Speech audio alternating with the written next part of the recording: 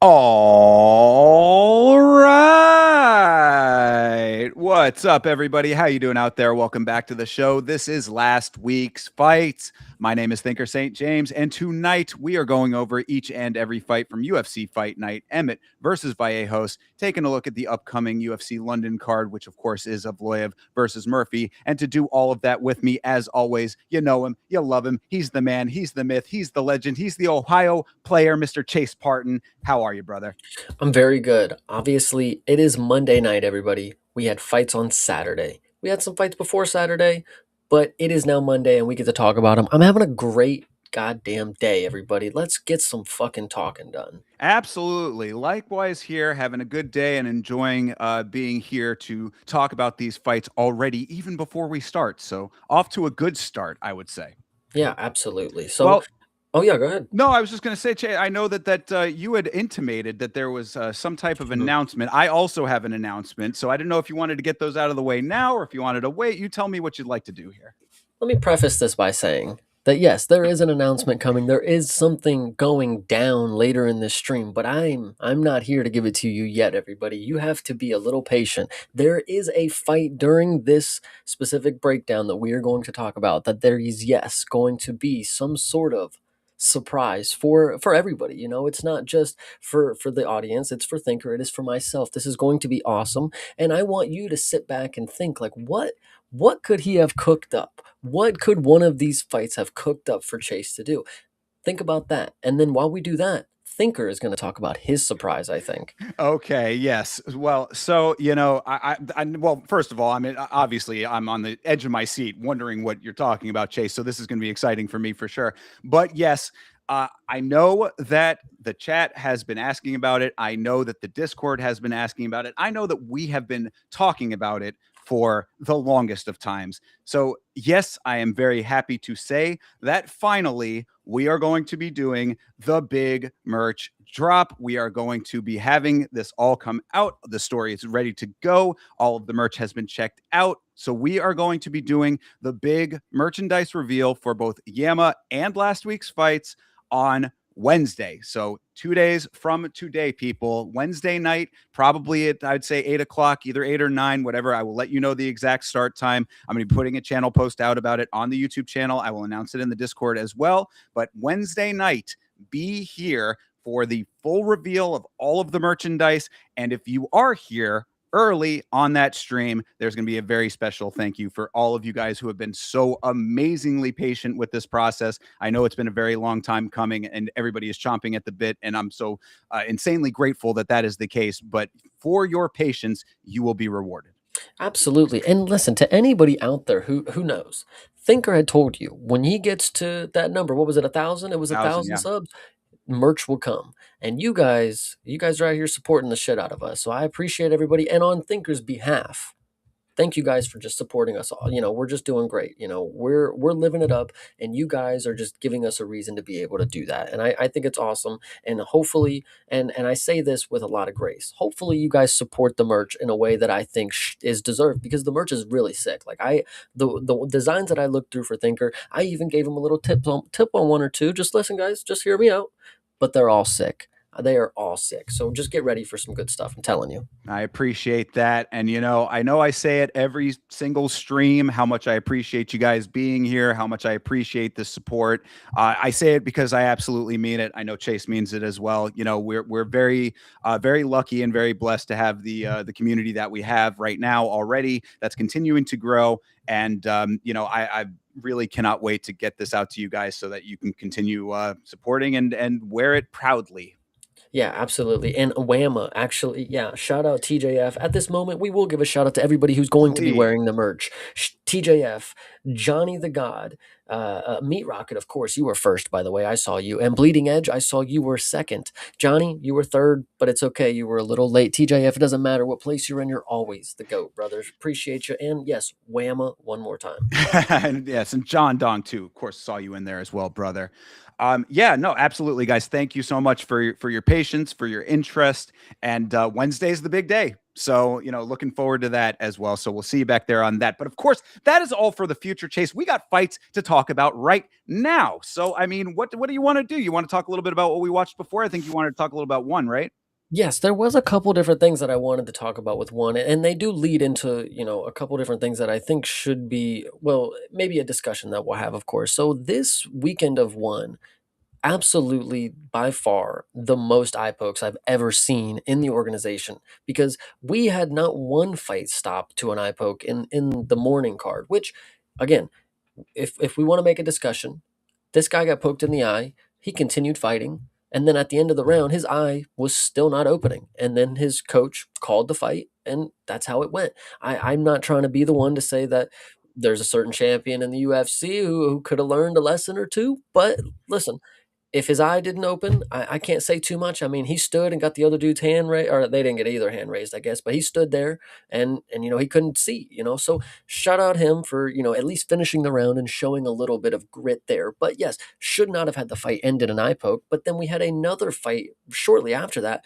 get eye poked, and then it went to commercial, and we came out and we came back, and the dude's just walking out the fucking ring, and I'm like, what are we fucking doing here? So it was absolutely crazy. And then I know we got a couple eye pokes in the later card that night. So what do you Yeah.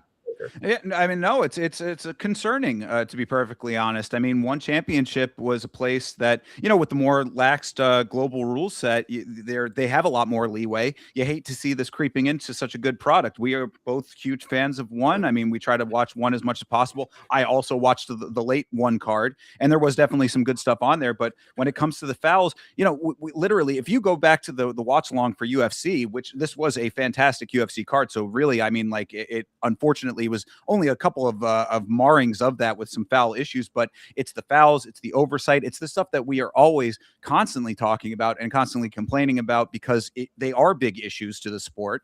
And it's just very concerning to think that those types of issues could possibly bleed over into other great products. I mean, I would hate to see that. Yeah, and it's unfortunate because we all know the UFC doesn't have the eye poke issue down, but one has an interesting way to battle the eye pokes. They have the card system. They have the red and yellow cards. They have multiple yellow cards though. I didn't know this was a thing. I didn't know you could get more than one yellow card. So they just keep giving warnings and then they never end up giving the red card. So I was kind of flustered by that. Like, what's the point of the red card if you're just gonna give multiple yellow cards, like did it stop at two? I don't know, but it shouldn't have. It should have stopped at one, at the first one it should be yellow and then red, but they didn't have it down. This was not my favorite event because of that reason, but again, it is part of the sport at the end of the day. We just see a lot of people normally in one, they get eye poked or they get grazed and they continue on, and or they don't even stop fighting, so it is a little, uh, we saw people making more of an issue out of it this time around. I would say not more eye pokes per se, just more or less the fights being stopped because of it. It was just really kind of a bad weekend for it, I would say. Yeah, the morning one cards are generally some really really good ones. That's why we're always saying, if you see Chase live, go and watch those fights along with him because it's a great way to start your day and it's a great entertainment value of a lesser watched product. I want to say a lot of times, at least in the Western world, but that was one of the lesser cards, I would say, and then that the eye poke certainly did not help that. The evening card I thought was very good. I did enjoy that. Two standouts from that, of course. The main event, Jarvis, this guy Jarvis out of England, is he's becoming quite a star over there and won championship. So good win for him over Simsarat, right? Am I Sim Sounds Samet? right, man. I think yeah, Sim Samet, I believe, is the guy he fought. But great win for him, good hard fight. And then Hugh. Hugh is the other big star. This dude, Hugh. This guy has got out of Japan. Dude is a star in the making for sure. Very hardcore fight style and a fan friendly fight style. Dude goes balls to the wall. Was that the kickboxer? Yes, correct. Yeah, yeah. Where or I actually, he maybe not was a kickboxer, but they met in kickboxing for this bout, I think is what it was, maybe. I think so. I know that this was kickboxing because, of course, he was. he was kind of talking about Takeru and Mhm. how like I guess he was an inspiration, and of course Takeru is at the end of his career. So they're talking about possibly I guess getting the two of them to fight maybe for Takeru's last fight, perhaps. I don't know if that's the case or not, or what how that's all going to work out. But all I know is that Q is next up, because if you can get a knockout in kickboxing in one championship, you instantly stand out. Yeah. And then another one that I wanted to talk about, we had Supergirl, who got Yes. finished in the first round with a body shot. I mean, they probably added up, but she got punched one time in the tummy and she fell down, and the ref didn't let her back up. That's just kind of how it goes. So what do you think of that? I mean, unfortunate, but Supergirl also ended up retiring after that fight. She True. retired. She retired at 22 years old, and she had been fighting for like 9 years. That, of course, very common in Thailand and that part of the world when it comes to combat sports. I actually read Supergirl's statement after she retired and like what her reasoning was, and I thought it was entirely appropriate. Obviously, a fight like that, with how that went down, you could kind of tell maybe, you never want to assume, but like based on what we saw, maybe her heart was not in it. And then she confirmed that in her statement. Basically, she loves Muay Thai, but she doesn't want to actively be fighting anymore. She's got different priorities, and she's been fighting since she was so young. Anyway, 22 years old. She's a model. She's got other things that she could be doing. I think it's perfectly fine that she does not continue on with combat sports. Absolutely. But no, that one was definitely an interesting one also to touch on. And then the last one that I think I want to talk about is the woman. I don't remember her name, but unfortunately, the only thing that I could say that would describe her to me is that she was the Hobbit, and she was doing very, very well. She got a TKO. From ground and pound. It was a pretty crazy moment because I'm pretty sure in the replay, the way that I saw it, right? I'm watching.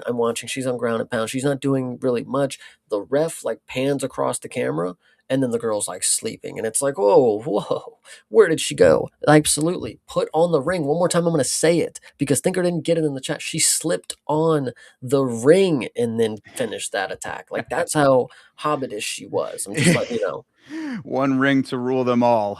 Yes, yeah. She that was the Greek Canadian. Yes. Yeah, I forget what her actual. It's I want to say it's Mikola Kakus, but that is No, not you're her right. last It name. is. No, it was. It Was that actually her was. actually her It's her something name? like that for sure. Something close to that, if not that exactly. But yes, yeah, no, she went out there and did great. Definitely a good representation for our Canadian friends, and of course we have plenty of those.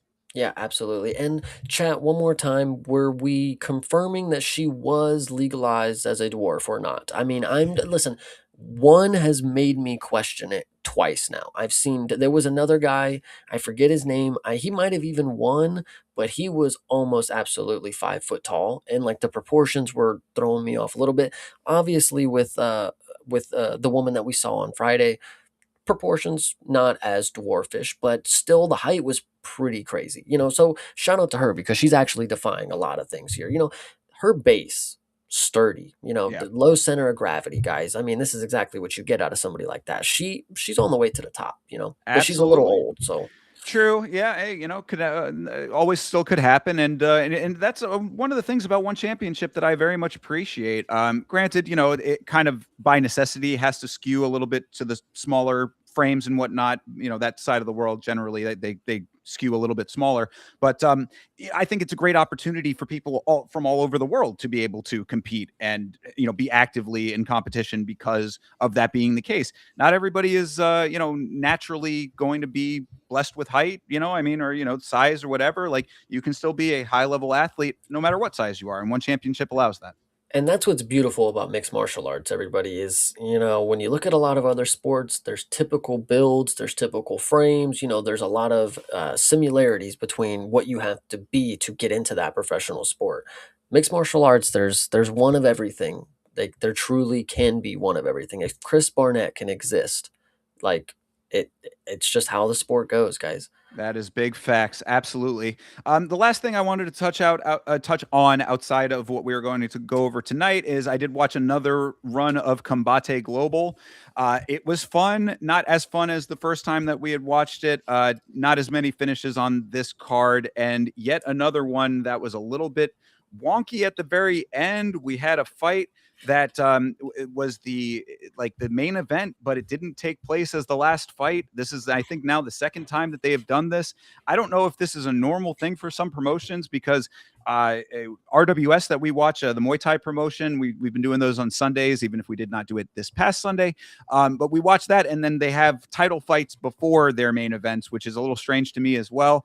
Whatever the case may be, this was the marquee fight on the card. It took place before the final fight, and then because I guess they had another fight drop out, they started to play a replay of the previous week, and then just cut the stream off altogether.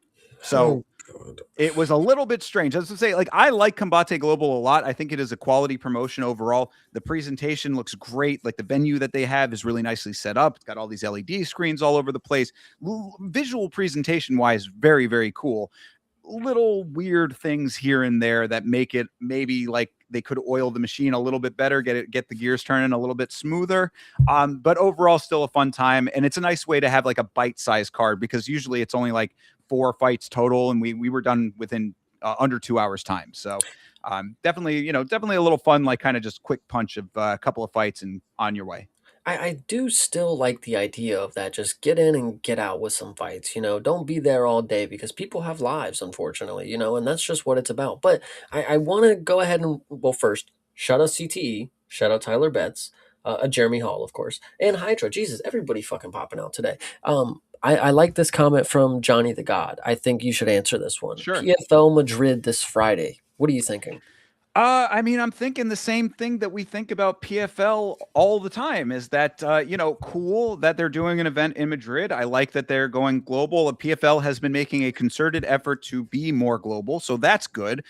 But do I care? I mean, it's like, it's hard. They make it hard to care. Sorry, Chase, go ahead. No, here's the thing. I think you should care, and here's the reason why. You're thinking it's like, okay, PFL's going global. Why should I care?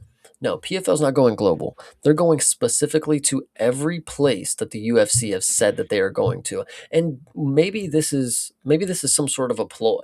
Maybe Dana just does this. Like, yeah, we're gonna go to Africa. We're gonna go have a card, and the PFL's like, we gotta go to Africa. There's money out there. They're gonna fucking pay us for this fucking card, and Yeah, then they're they just go out and broke. Like, sitting there writing down every location so that they can get one up on it. No, absolutely. I'm fine with that part of it. That's not why I don't necessarily care. I want them to go to every city on the planet. I just also would like quality fights on top of that. Like, take these fights to these cities and actually make me care about the fights themselves, because every time, barring maybe I think one of the very early times that I watched PFL, I just am not compelled to follow along. Like, it does not give you a reason enough. We've been seeing talent hemorrhaging out of that organization. We've all of the stuff with Francis, all the stuff that we have always talked about with PFL is really coming to a head at this point. I feel like with their leadership leaving, the botched nature of the Francis and Jake Paul deals. I mean, there's so much stuff with PFL that is in the negative, and on top of that, the fights do not compel you to watch. So if I do not see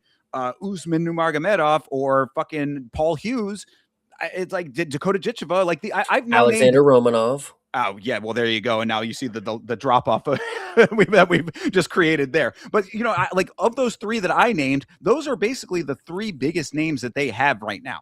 Do you mean to tell me that any one of those 3, maybe barring Dakota Ditcheva, is appointment viewing? No, unfortunately, the thing that I was gonna say is, me personally, I feel like the people who watch PFL are just the people who like to keep up with the fighters post UFC. It's like, oh, well, this is, some people go, like I said, Alexander Romanov. There's people who, yeah, he's a meme, and yeah, King Kong, but like, if people like fighters, and like, we have all the time in the world, if I can watch if I have the time to watch all the promotions, why not watch the dude that I just saw in the UFC 2 years ago? I mean, I could see the opportunity for it, but this week on Friday, will I be turning on Vice TV to watch Madrid PFL? Most likely, the answer is no, dog. Yeah, well, and what I have said, and I will honor this, is that if the community, I mean, we've got plenty of people in the Discord now who are constantly, asking about watch alongs and things that they want to watch. Let me know if you really want to watch a PFL event.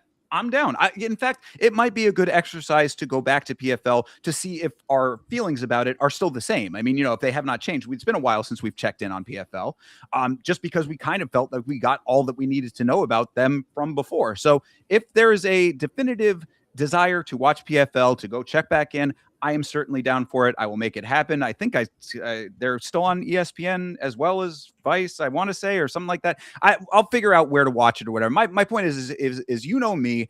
If you guys want to do it, I will figure out a way to watch it. I will definitely be happy to do that for you guys. I just know that we have kind of collectively all sort of given up on PFL, and that's on them. That's what I think you really need to realize is that PFL needs to compel us. We have all of the fights of the world. We've got UFC and every other thing. And a lot of those other things are free on YouTube. That's, I go out of my way to find the free fights on YouTube a lot of the time because we want to see other promotions. We know that there is potential value in other smaller regional promotions and things like that.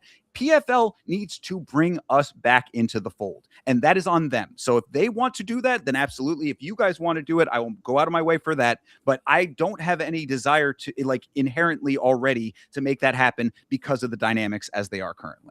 Yeah, I like this comment from Hydra. He does not want to watch PFL. That's Yeah. great. big bold capital letters. I do not want to watch PFL. I think that says a lot of kind of where our heads are at. But I Hydra aside, I will make an effort if you guys want it. Well, the thing that I want to say last before we move into the UFC, of course, is this last comment from Jeremy Hall is that Leon Edwards' brother fight on Friday. If it is, and he's headlining, that's the dude that headlined in the Africa card, if I'm not mistaken. Yeah, Fabian. Is that their cash cow? Like, brother, they're making no money over there. Like, nobody knows who that dude is other than it's Leon Edwards' brother. Like, that's crazy. This is my point. This is exactly what we've talked about. If you go back, go back on this show, even really. I mean, because we've been talking about this pretty much. This show has been going on since the Bellator buyout, essentially, or just right around there. From the time of the Bellator buyout to now, you have seen all of their major talent jump ship. You have seen many, many fighters being very vocal about wanting to jump ship and the business practices that have not been fighter friendly over there. You've been seeing all kinds of attempts to make the promotion more exciting or more enticing that have failed. You've been seeing an infusion of money from Riyadh season that is no longer there anymore. So what I'm saying is that there were all of these good faith efforts, at least in I'm being a little generous perhaps, but at least from the public perception, a lot of good faith efforts to be the promotion that they thought that they could be that have all bottomed out. So what you're left with is whatever this current incarnation is. And when you say Fabian Edwards is a headliner over there, man, they must not be doing so well. Trace the history because we've gotten here from every step of the ladder leading up to it. Yep, it's unfortunate, but hey, that is this Friday. If everybody out there's listening, especially the people who are out there on the non-video portion, we will be watching on Friday. Fair enough. Well, yeah, you will. I'm engaged on Friday, but we will see what happens with all of that. Either way, like I said, in the future at some point, definitely open to it. Hell yeah. But what I am open to right now, Chase, is talking about why we are here, which of course is UFC Fight Night, Emmett versus Vallejos. This took place at the Meta Apex in Las Vegas, Nevada. Every fighter on this card made weight. Do you believe it?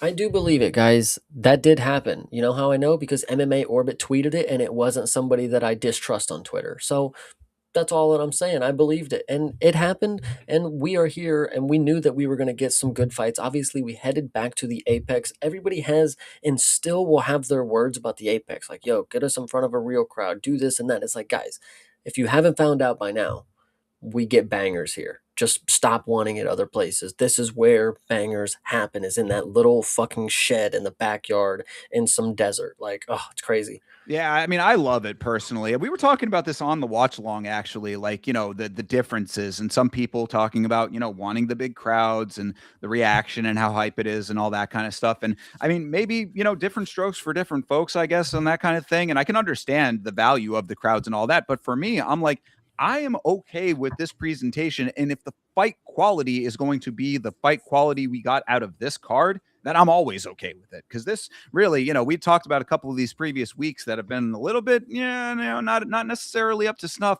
This card, I think, brought it right back into the fold. I was very, very happy with the quality here. Absolutely. And I actually do want to address CTE because I think it's good that we can go over it real quick. Let's find out what we each went on the card real quick. Okay, you want to do that up front? We can do that. We're not going to run down the names, just we'll tally up the numbers real quick and then we'll break down what we got right. All right.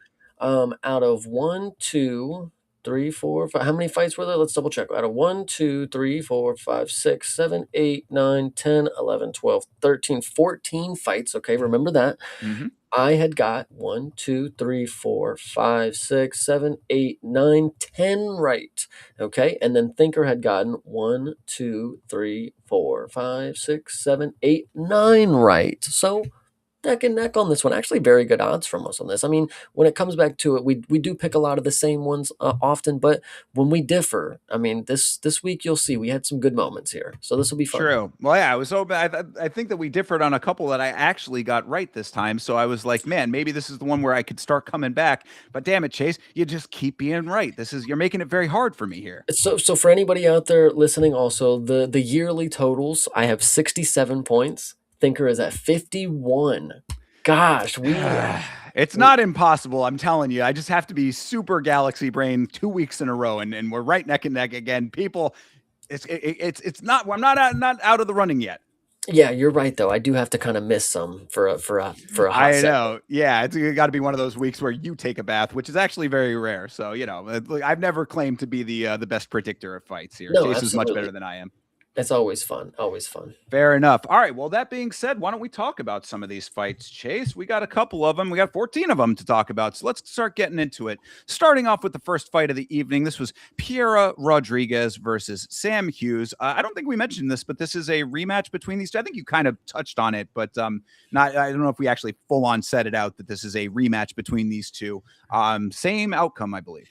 I did not know this was a rematch. Again, I always am late to figure these out because I just don't go looking off the records too much. You know, the record itself doesn't necessarily speak to me. What I've seen from you is what speaks most. And you know, if I haven't seen 12 of your fights, I don't really care who the hell they are, you know. So going into this fight, I doubted Piera Rodriguez because what I've seen from her has been very inconsistent and not necessarily the most imposing fighter. Now, what I will say is she looked fucking good in this fight. She looked really good. She looked really aggressive. She was put, this is, you're a good fighter when all the commentary has to say is like, oh, Sam Hughes is just trying to gas her out, man. Like, when Connor was getting whooped by fucking Habib or whatever, and he's on the bottom, and you got Joe Rogan saying he's gassing him out. Like, this is the shit that happens when you are getting whooped on so bad. Like, they're just praying that you're not like sleeping. Like, what are you doing out there that you're getting beat so bad that like you got to kick it up. Like they're praying for the opportunity that in the third round you'll figure it out. But Sam Hughes, she impressed me in her other fights, but when you see a performance like this, it's like 11-6 at the time. Totally adds up. Like you must have done this on every one of those 6 losses because all the ones that I've seen you win, you've looked really good.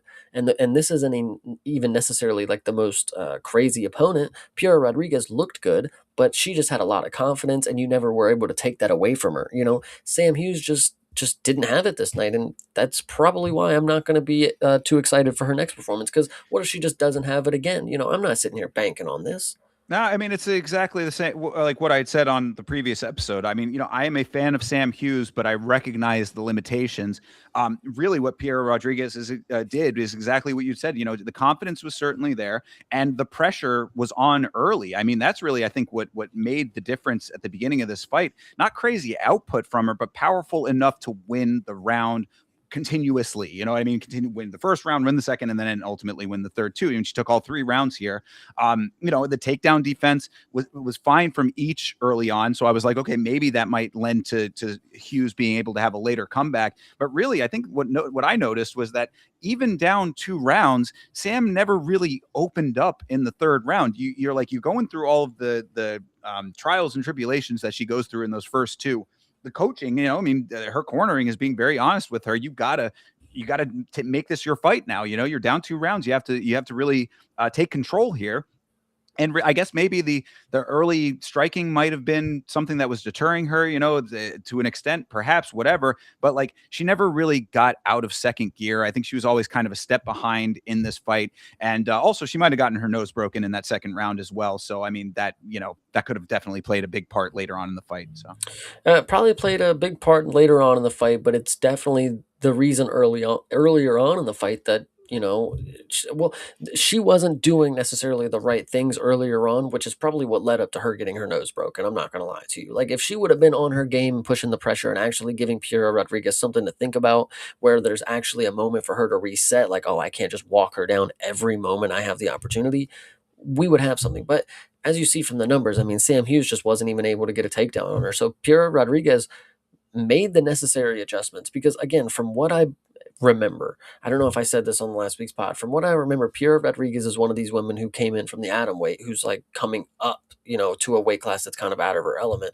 So I was really hoping Sam Hughes, would be able to do something here, and but 0 for 7 on takedowns is ridiculous, and then the striking is just absolutely non-existent from her. So these numbers right here are lying. I can tell you that for sure. She did not land no 91 strikes. It doesn't even sound like a lot, but I'm telling you, it was a lot less from my point of view. Yeah, absolutely. And when it comes to the striking, when we get to the other ladies' fight on this card, I'll have a note about striking, and it'll apply to this fight too. So just put a pin on that for when we Gotcha. get to it. But yeah, no, I mean, this fight. What I said about this is, I mean, like Rodriguez is kind of good, not great. I mean, good enough to win this fight. Good enough when her opponent is not really giving her the adversity that you should be getting back.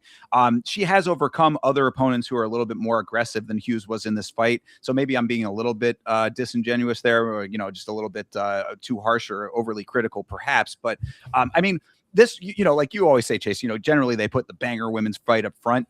This wasn't necessarily that, I don't think. This was kind of a little bit of a sleepier way to start this card. Not a terrible fight, but really kind of run of the mill, I would say. But Piera getting the job done, as I kind of suspected. I hope that Sam Hughes has the ability to come back. You maybe learn from this one, but when it's 11-7 now, I mean, it's starting to get to the point where are there new tricks to be learned?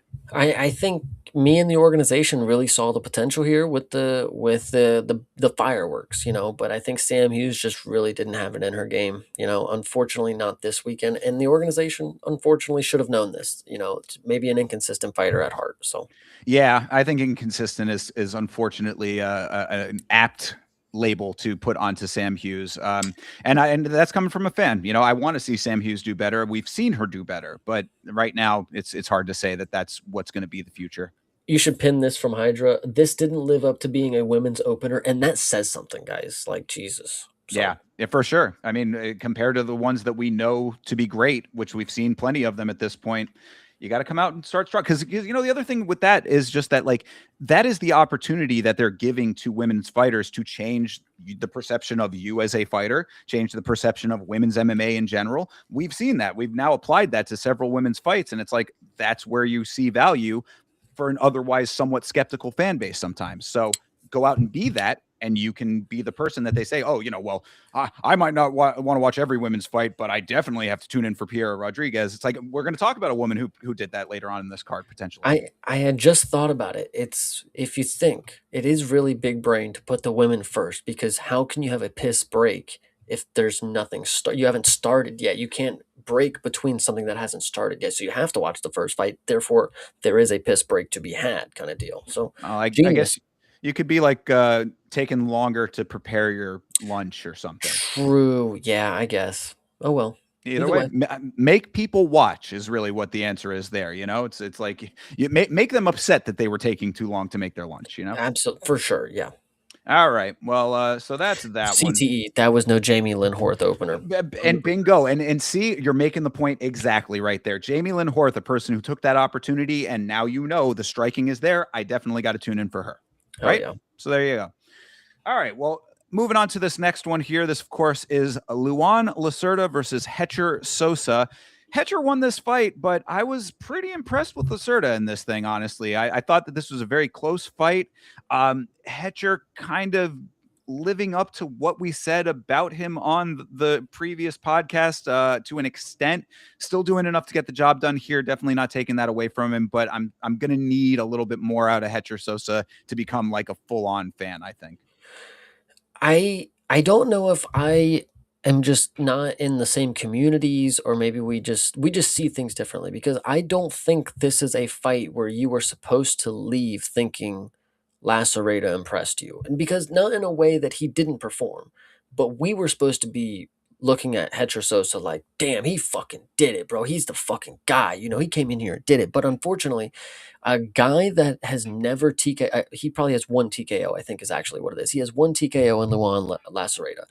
Hetra Sosa was taking a lot of big strikes from this dude. He was getting punched heavy by this dude for a little bit of it. Hetra Sosa really showed his toughness, and I think that's really what came down to it. Is he is a very tough fighter, not necessarily the most skilled, not necessarily the most willing to do whatever, but he came in here and he won a fight again against somebody I think they were really hoping he'd have an impressive performance against, but I didn't necessarily think he was going to blow me out the water once he got into the UFC, because with the circumstances of the Contender Series, I don't think we saw the full picture of him yet, and I think this is more or less what we should be getting. We're getting a really tough fighter.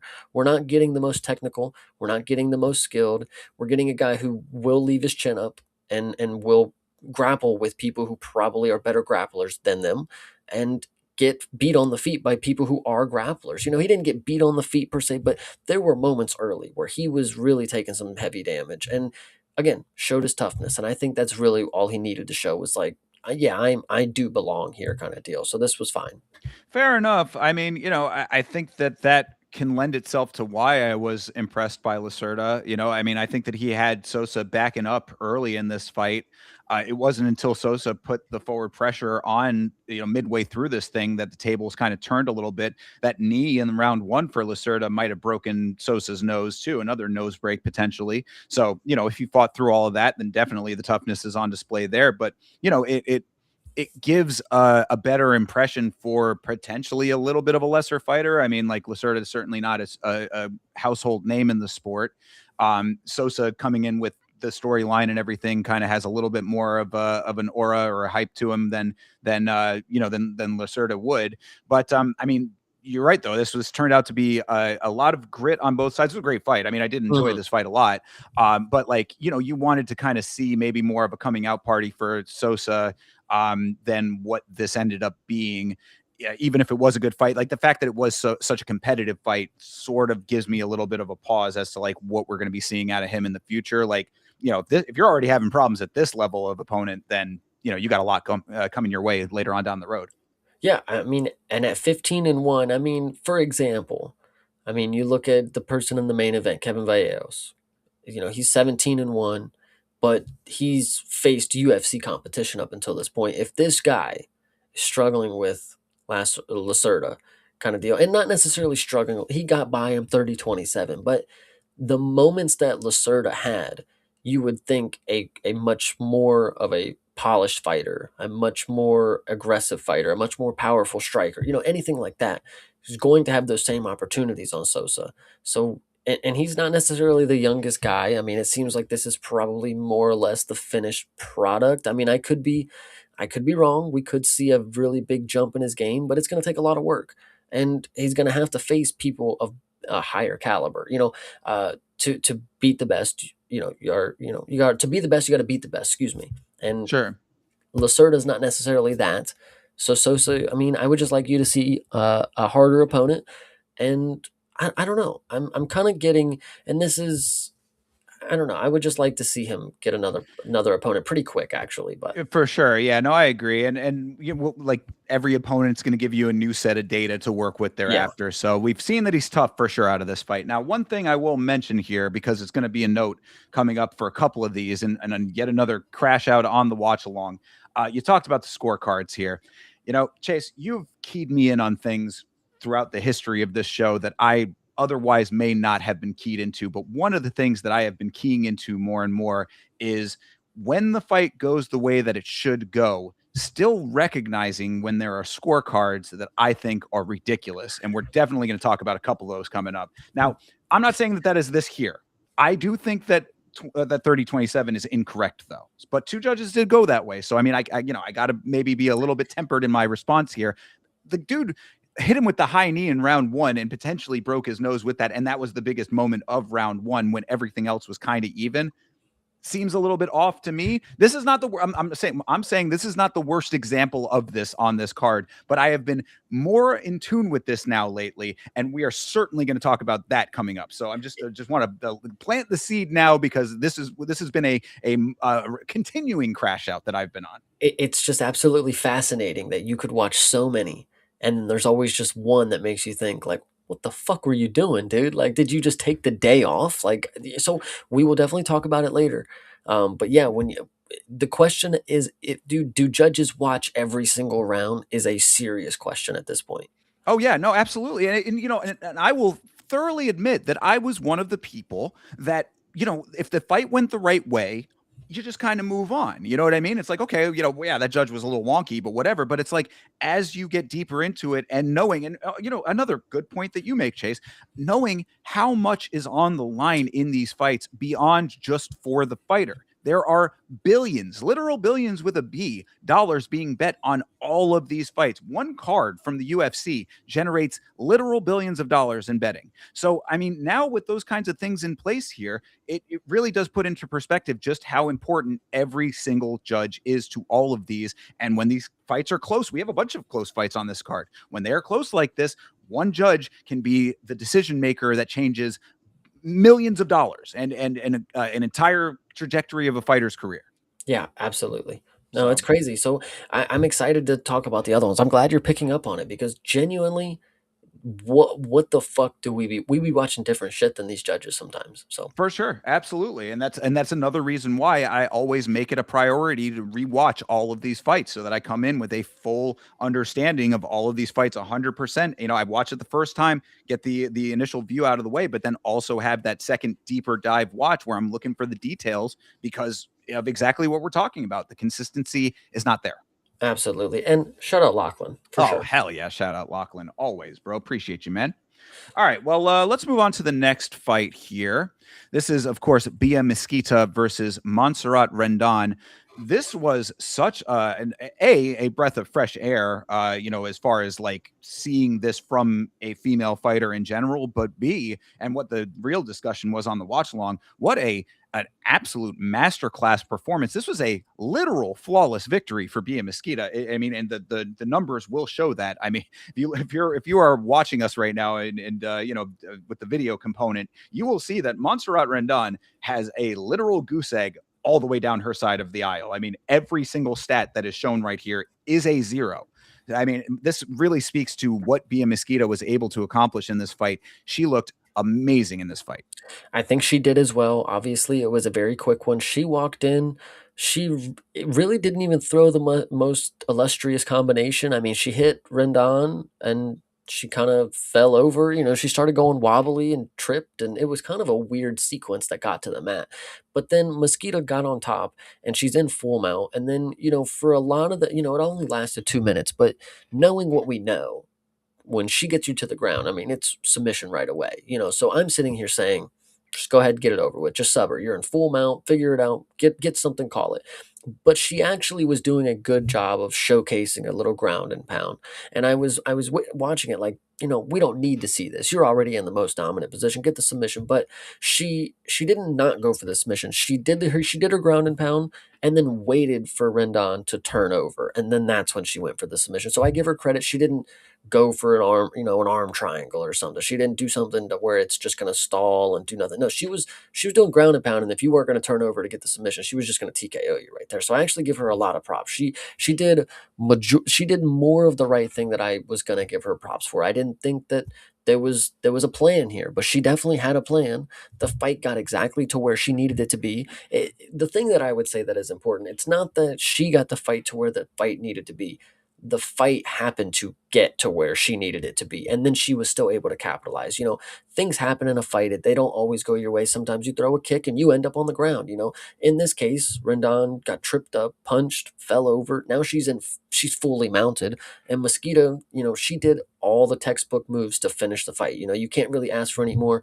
You've seen people, they get fucking full mount and we're here for the rest of the round, but Mosquito got it over with. At bantamweight, I love to see women finishers, especially when it comes to bantamweight, because we don't have that many women that are very good here. So shout out her, Brazil. We are back on top, 7-0.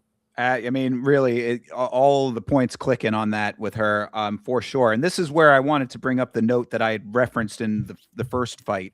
On the watch along, CTE, I believe it was in the chat, had mentioned that Mosquita's team only drills striking aside from fight camps, basically. Like if she's in camp, that like that's when she'll do some some takedowns and things like that. But outside of camp, she is drilling her striking pretty much exclusively, it would seem, is at least the way I understood what he was saying.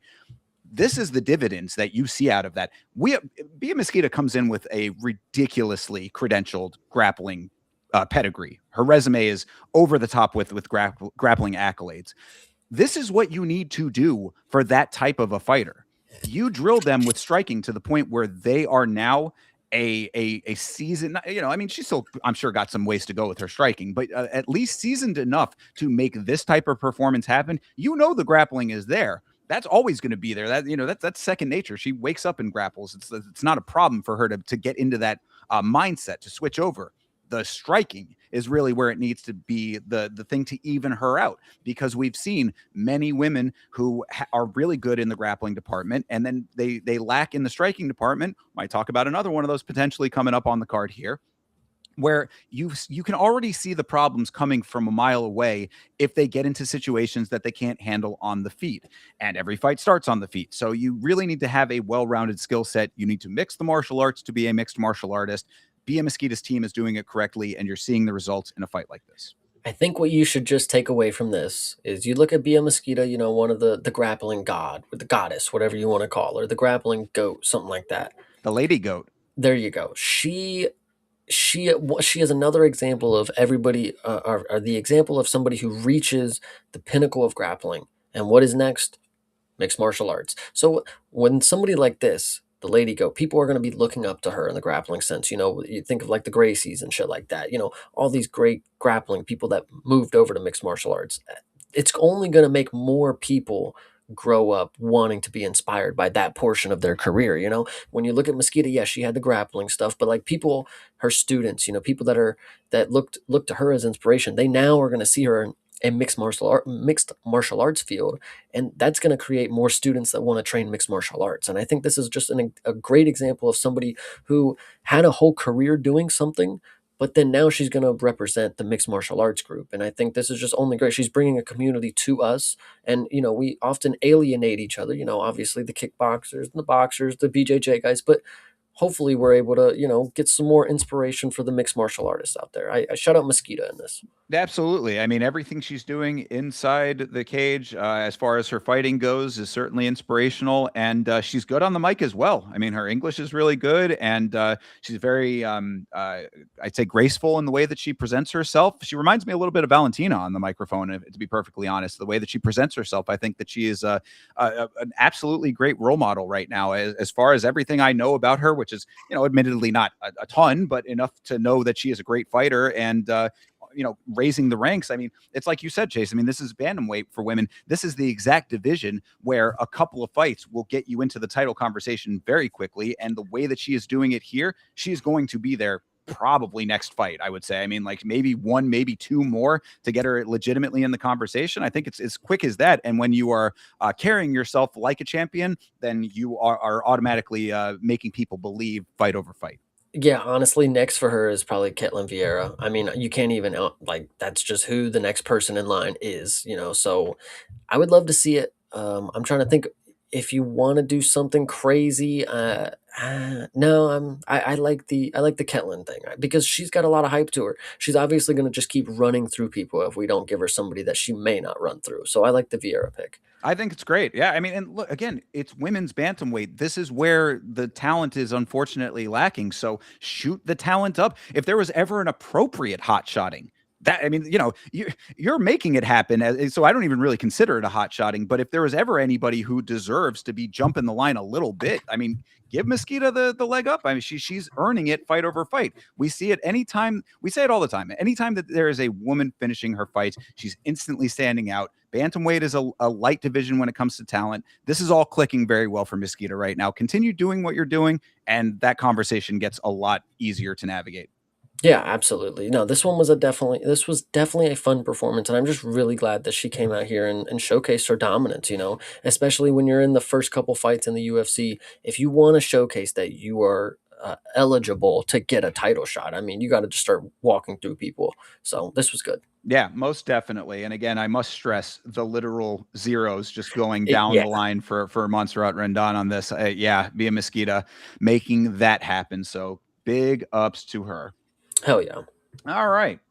Well, then that brings us to the next fight of the evening, which was Brad Tavares versus Eric Anders. Now, what I want to start off by saying in this fight is this was another fight that had some irregular betting activities attached to it that unfortunately proved to be correct yet again. So I'm getting to the point where I'm, when the Isaac Dolgarian situation happened, I covered that pretty extensively. I got a video out about it the next day. I put the clip out when we were watching and finding out about it in real time. It seemed like an event, I guess is what I'm trying to say. Not trying to big myself up for covering it. I'm saying that it was more of like a touch point where it's like, man, we had the James Krause incident a couple of years ago.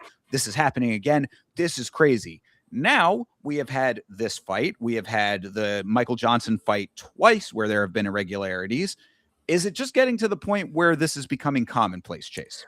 Yes, I mean, in the social media era, anybody can say anything, whether it be true or not, and I think it's going to raise eyebrows whether the even if it's coincidentally true, like the one with Michael Johnson, Right. even if it's coincidentally true, I don't think you have any reason to believe that they are until you see further information, thrown But at you. that's the thing though, is that the further information is the actual betting lines. And that's what we definitely saw in this fight. The way that I look at it personally is when I see a fight that has something questionable going on, I just look at it as like I can't bet on it because they're one way or another I'm going to get screwed over. If they are just willingly going to give 30-27s when you know damn well that person lost and one round and the second round was close, like kind of deal, like just I'm just not going to put my fucking money in that shit. Like when you go to last week with Bruno Fajeda when he was looking jacked, I was like, this dude might be on something. Let me not put my money into it because let him win against RoboCop and then they give him a suspension later and then they don't give me my fucking money back. Not happening, brother. Not happening. No. Done. Well, I mean, fair enough, but that did not happen. And what we have been seeing happen is that these predictions have been correct. And again, I'm not going, I mean, the Michael Johnson one from last week or, the weeks before, whatever, that's a little bit of an extenuating oddness with that one specifically. But what we're going off of on this is literally seeing a dramatic shift in the line, Anders becoming a more of a favorite over here and then ending up winning the fight. Now, granted, this fight, there was nothing noticeable to me that would have signaled that there was a fix on this fight. Like actually a pretty good scrap between these two. Now, both of them sort of at a little bit of a later stage of their career, not necessarily the highest level guys to begin with. So, you got to keep it in perspective. But that being said, I thought that overall this was a pretty even matchup. This is kind of like, went the way that it was supposed to go. Had I not known about there being any allegations of irregularity, I would not have suspected it with this fight. So I don't know. All I'm saying is that, if we're seeing this, because that came out, I believe, the day before the fights, it was posted in the Discord. That's another one. Shout out to your guy Finn's Bet, who was the guy who I saw talking about that. But I mean, it comes out, this happens, fight goes the way that it was supposed to go as far as the people who were betting based on the irregularity. It just seems like we're now playing whack-a-mole and there are way too many moles to whack, so to speak. Yeah, I hear you. It is unfortunate, but the thing with it, you can't really. It's a decision call. I mean, I know that the judges definitely could be at play somehow, some way, if that's the way that you want to lean. But if someone gets finished and it looks a little questionable, obviously we will talk about one later. But like getting finished is one thing. Going to decision with somebody and your bet was to win by decision. I mean, that's a hard move to pull, like you're riding a lot right there, especially for a guy who got knocked down in the fight, like Well, and eh, that's, yeah, no, you're absolutely right. But this is where it starts to open the floodgates for all kinds of different thinkings about it. You brought up, could the judges be involved? Or at least myself, at least I've always really tried to stay away from that, because if there are compromised judges, then everything is off the table as far as I'm concerned. You know what I mean? Like that brings everything into a whole new world with that. We should get some tinfoil hats, and then we should have our moment where we get to do that, because I think it is very valid. And unfortunately, I love to be the person that would to believe that, like, yeah, obviously the refs for the organization are inside the building with the organization. Like, yeah, they're fucking gonna just be walk by and tell them, like, yeah, pick that guy. Like, it's as easy as just doing shit like that. But you would love to believe, like, no, it's a commission, it's commission based. These guys have no affiliation with them. But like, we talked about with the drug testing people. It's like, bro, they're literally hired by the UFC. Like, it's just the way of the world right now, I you mean, know? and we talk often about the mafioso nature of the business. I mean, this doesn't get much more mobbed up than that. But well, you're right, Chase. We're gonna two of us will both construct our little tinfoil hats. You can do a tricone if you want to. I know you've Yes. been interested in one of those. But we'll save the further conspiracy stuff for another time. I just had to mention it on this one because, as I said, I used to try to cover these pretty extensively, but we've gotten to the point where it's like I can't. I'm having trouble keeping up with it all. Yeah, I definitely I can see it. I can see it, but what I will say, hang your hat on the fact that this was a pretty damn good fight, It you know? was absolutely, and that's the first note that I had about it. Another really good scrap in this card for these guys. I mean, I'll kind of sell the end a little bit here, but Eric Anders won this fight and then retired. I thought that was a really, that's one of those heartwarming moments in the sport. Eric Anders, he was never going to be a champion necessarily, but he is a good, solid guy. He's actually someone that I follow, he's big on LinkedIn for whatever reason. He posts a lot on there. So I see the stuff that he posts. Family man, one of the good guys of the sport, I guess is what I'm trying to say. So nice to see someone like that go out on a win and go out on a solid win based on what happened in this fight. I mean, this was a tough competition between these two. I was watching this fight and I was asking myself, why did they match these two up? Like, I'm watching the performance and it's like these are more than qualified to go up against a good prospect or something. Like, it just seems like a waste just to have them face each other, because like this performance from Eric Anders, it's like, bro, you could have went up against Gautier or something and probably would have done some good shit, Like, but we got a Brad Tavares performance, and decision was very likely. It's Brad Tavares, guys. This guy is a journeyman, and not by the fact that he's been in the organization for a while, but he takes journeys inside the cage too. He's like walked around that shit like 5,000 miles. But the point is, Eric Anders impressed me a lot here because he again, he's not anybody that you should be on, like, he's not on your radar. He's a guy that literally just retired. So at the end of his career, literally the last performance that I saw from him, I mean, he went out there and tried to fight. He didn't throw in a performance. He didn't come out here and lose.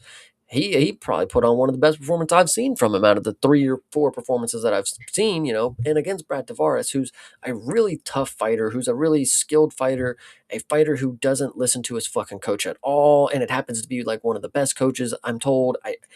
This one is crazy because it anyway. Eric Anders, good performance. I just I don't know. Brad Tavares was getting his ass whooped. Really, is honestly what it came down to be. I don't remember him winning a round per se, but he did get a knockdown in the first, so maybe that's the round that the judges would have gave him. But 30-27 for Eric Anders.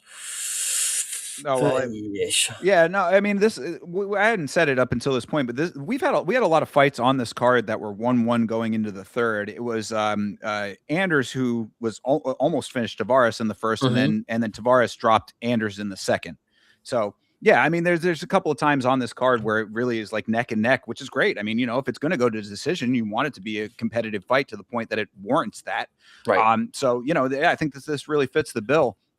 Yeah, and it's like both these guys, as you said, these are kind of like big, sort of bulky, lumbering middleweights. So, it wasn't necessarily going to be like, a crazy fireworks display of a fight throughout, but it was solid efforts on both sides. What I would suspect too is probably because Anders is I would think on the end of his contract, which is why he was able to retire so gracefully. Tavares probably closer to that. I would say that's probably why they matched them up. Just kind of, get these fights out of the way so that they can kind of usher them out quietly is what I would suspect. I don't know about Tavares. That's going to be an interesting thing to watch out for as to where he ends up with after all this. Cause now 21-13, I mean, it's one of those kind of records, you know what I mean?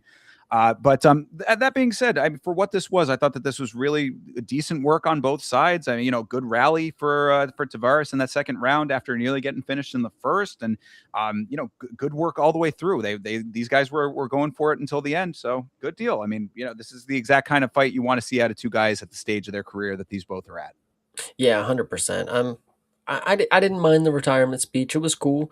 I mean, kind of the way you want to go out, just like, all right, see you guys, appreciate you, and then just head off into the sunset. Not really make a big song and fucking dance, not retire 3 or 4 fucking times. If he's done, he's done. That's shout out to his LinkedIn career because hopefully he's gonna find himself a new one soon. Absolutely. I mean, I'm sure that there's plenty for him out there. He's the guy that I always liked, so I'm happy that that went that way too. And I mean, basically in this fight, really nice active control throughout it, nice clinch work, good controlled level changes for him. This was a fight that he deserved to win based on the things that he did in it, and that I think is very rewarding in retirement as well. Absolutely. Yeah. So good deal. Yeah, shout out to Eric Anders, man. Great career in general. They were talking about that. I didn't realize, I mean, I'm sure that I could have remembered if I really put thought to it, but this is a guy that's been around so long that he had a main event against Lyoto Machida. You know what I mean? So it's like this is it's a long career for Eric Anders. It's a good time in the promotion and a solid guy to boot. So congratulations on a career well spent in the UFC. Hell yeah. All right. Well, next up on the card here is Balaji Oki versus Manuel Sosa. This was this was a crazy one, man. These guys were really putting it out there. Yet another good fight on a good card. Did not go the way that I thought that it was going to go, but that is because Manuel Sosa was able to pull a victory out after overcoming a little bit of his own adversity. Now, granted, he had the majority of the damage in this fight, so I'm not trying to say it was crazy, insurmountable adversity. He was able to overcome everything that Oki was throwing at him. But that being said, Oki, I think, navigated this fight well until he was unable to, and that's all off of what Manuel Sosa was able to accomplish himself. There's a couple different things. One, I want to say that I knew Balaji Oki was very tough, but the toughness that he showed in this fight, I mean, listen, to make it to the point up until the finish, brother, this dude is good. Because if you remember, in the first round, he got laid out flat on his face. Sure And did. for the fact that he was able to actually get back to his feet, not only get back to his feet, but actually implement a good game plan. He actually looked really good. He knew not to strike with him. He got right to the clinch, blasted elbows, blasted knees. He was holding up against the cage. He was doing a lot of work, which is unfortunately probably why he gassed a little early because that's not his game. His game is striking power, but like he looked really good. Like when it came to dude, he must have been training with some crazy Muay Thai guys because these knees were fucking killing. But the thing that I would say, and I actually think I said this about Manuel in the Contender Series, he genuinely is a Terminator. Like he has no fucking care for anything. You smash him with knees to the stomach, it's as if he's never been hit before. And Balaji Oki had moments where the striking seemed to be landing, but it was more or less like Manuel, just like, all right, here's your time. Like get yours, and then now I'm gonna fuck you up. It was great. Go ahead. No, I was gonna say you're nailing all the points. The one thing I wanted to touch on was exactly what you said. The fight IQ from Oki after getting dropped, I thought was very good. The navigation to stay in the fight, regaining control. There was a really nice move where he on the ground reversed to get himself in a dominant position. I was like, all good there. But you are so right about the Sosa dude. I mean, like Sosa tanking the shots really was a regen almost. It was like, I'm going to go through round two. Dominic Cruz was saying it, emphatically. Where did all of this extra energy come from? It's like this guy took this time. I mean, there was an eye poke that gave him a little bit of regen time, whatever. Come on, guys. We've seen plenty of people have exactly that same situation and not come back looking this good. But this dude, Sosa, the cardio there and then the power on top of it, this dude's power shots look like they could kill a man. I mean, like this guy is so powerful when he swings. It's kind of mind boggling to think anybody could take those shots. Yeah, no, I definitely agree with what you're saying. It was the beginning of the second round, and I said, okay, Manuel's slowing down a little bit. He's slowing down, but then apparently he has the greatest second wind ever. The only thing that I could think was similar was Melissa Croden. And, there's something to be said that a lot of people, Emmanuel Sosa has this image, he has the look and the appearance that a lot of people would question if he has ever been on some sort of supplements or EPOs. Now, when you see somebody who's maybe looking a little sluggish coming out of round two, and then they end the third round with a fucking KO, I mean, it is a little questionable about what this dude's on. Where have you been? But for fuck's sake, I don't care. Let him take it. This dude, he can take whatever the fuck he wants if he comes out here and does this, dude. I mean, genuinely, I think it's such a special type of performance to just walk through any shots, and it's not just any shot. Oki, this dude fucking cracks, and it's not just his punches. This is elbows. This is knees. He's Oki gave him a run for his money. Like out of all the debuts, this is a hard debut matchup. We talk about Amasov with Neil Magny. I mean, this ain't that. I mean, Neil Magny, listen, this ain't that. But Belagioki is a really tough fucking customer. And this dude not only just broke him down with striking only, but then he fucking finished him in probably, and I'm saying this early, but just because of like the image, he waves what, do you have something, grabs his hand and then just sleeps him. And this might be up there for knockout of the year because the way that he falls lifeless, like there's just nothing left of him, he's just completely prone, and you really hear like the silence, like you're just like, oh fuck, brother. Like, I know you saw my short. I was having a really fucking fun time with this fight, but then when you see the KO, I mean, there's really nothing left to say. I mean, he definitely fucking flatlined, bro. Like, For Jesus. sure. No, absolutely. And that's no more apparent than that third round because exactly like what you're saying about Oki being a dude, he does tend to gas a little bit towards the end of fights naturally. So it's like that part is okay. But in this fight, off of all of what he had been through in that first round, a little bit in that second round, you could see him really trying to stay in this thing. There was that one flurry that he had where, they were going backwards. I think that Oki was kind of backing him up and he was just swinging a combo and he was landing the combo going back. You're like, that's the determination that he really is digging deep for.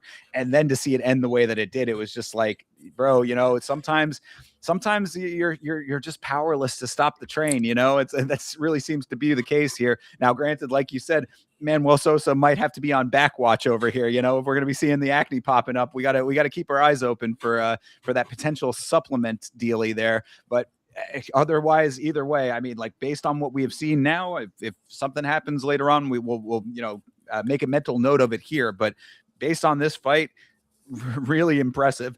What I did want to at least make a mention of is the fact that I did think that Sosa gets a little reckless with his big swings sometimes. I mean, like he is so powerful that he's just like haymakering shots all over the place, and it's like, bro, you could get countered that way, but I don't know anybody that's going to want to stand in the pocket to navigate those shots to hopefully get the counter shot. You know what I mean? Yeah, I was thinking the same thing. Like, it didn't look the best, but I mean, if you can't knock him out, I mean, he's just gonna do whatever the fuck he wants. I mean, and if you can't get him down, I mean, I think Oki got him down once, it looks like, but I don't necessarily remember this. But uh, this guy, Manuel Sosa, I'm a really big fan, guys. This performance here, I that knockout was just crazy, man. I don't know if I've seen anybody have a handshake knockout. He shook his hand and said, "I'm knocking you out, dude," and he he, did. he literally led him to the knockout. Yeah. Let me take your hand and draw you into this knockout you're going to be encountering. And we talk about instincts all the time, but like, bro, you have a guy who every time he's hitting him, his legs are just like not under him. He's going all the way across the cage. So the wherewithal to say, if I grab his hand, what the fuck's he gonna do? What's he gonna do? What's he gonna do when I grab his hand? He ain't got no energy to put his hand up. So if I grab it and yank him towards me and then slump him, what's he gonna do? And then evidently nothing. Evidently not a goddamn thing. So Jesus Christ, what a fucking performance. Indeed, absolutely. Yeah, I don't know what Manuel Sosa's nickname is currently, but I think I'm going to just start calling him the T1000. There you go. Another, I saw the sub attempt one. I actually want to go back to that moment because it was pretty cool from Belagioki. This is after he had gotten dropped on his face and he had been Yes, fighting yeah. back. Manuel Sosa goes for the Kimura. Belagioki is able to like stand up from this position and then just fucking throws him over his fucking shoulder and then he's on top. And it was actually it was a really good obviously you had just been knocked down, you are losing, but now you're in fucking top control. It's like now things are looking a little different. He got a little ground and pound, and it was looking good, but Manuel Sosa, I mean, Jesus fucking Christ, this guy. What can you Yeah. say? No, So and you're exactly right. I'm glad you mentioned that because yeah, that does go to what I was talking about with the fight IQ stuff from Oki. I mean, even once he was in that standing position, Sosa still had the Kimura grip on. He could still have technically finished that Kimura even from a standing position, but Oki was able to navigate that. And it's like there are certain fights that with as amazing as this one ended up being, as far as like how the knockout was and all of that, I do kind of have sympathy for Oki because it's like he was battling through, and that if he had won this fight, it would have been like damn through the fire and the flames he won that shit, but it was not meant to be, unfortunately. yeah, I know what you mean, man. When I'm watching this, because like again, for anybody out there, I had bet Manuel to win by decision. So when you see somebody, because like Oki's tough, and I know that, but when you see him getting the shit beat out of him, you're like, please, dude, please fucking make it. Show me you are the toughest dude I have ever seen in my life. And granted, he probably still is, even after all of this had happened. I mean, I'm Right. not gonna say Oki is not tough. This dude, the only reason he went to sleep is because he literally had, the energy bar, stamina 0. Like that's all that it was. You're more vulnerable when the stamina bar is depleted. So Yeah, well, and also when your opponent somehow gets the power pellet midway through the fight and just regens all his cardio, which is yeah, see, I'm Sosa really impressed me with that. Honestly, even more so than the power. Personally, I know that the power is amazing, but the fact that he was able to do it that late in the fight, I'm really in awe of that. If he's able to continue doing that, if Oki is a person he could do it against, I'm definitely interested. Lightweight, there's plenty of people that he could be having really good fights with. That he's going to have to show the exact same level of regen ability. if anybody out there has ever played a PvP mode where you can duel each other, this is the type of fight where you're battling your friend and he pops a health potion in the middle, and it's like, what the fuck? I thought we were actually having a fight here. It's like, well, Manuel Sosa just popped the chug jug and he just fucking went off. So I'm telling you, man, he stood on the Mega Man platform. yeah, Good had a deal. mushroom. Yeah, exactly. Absolutely. So, yeah, shout out to Manuel Sosa, the T1000. As far as I'm concerned, you're definitely right. The guy is a little mini Terminator. Yep, I love it. All right. Well, another great performance over here, one I was very happy about. This is Elijah Smith versus Su Young Yu. I mean, Smith really, doing what I was hoping was what he was capable of. I think that you showed a lot of the things that led you to believe that he would be able to get this done. Like early on in the fight, like some of the thing, like some of the stickiness that he has certainly on display. But Elijah Smith really I think it really comes down to a lot of the Gilbert Smith influence. You've got a seasoned UFC alum in Elijah Smith's father and Gilbert Smith as his coach. You're getting a lot of really high level coaching out of that, and any time that I hear Gilbert Smith in the corner, I'm always like, he really is guiding Elijah in a way that is very effective for what Elijah is naturally good at, and I think the two of those go very well together.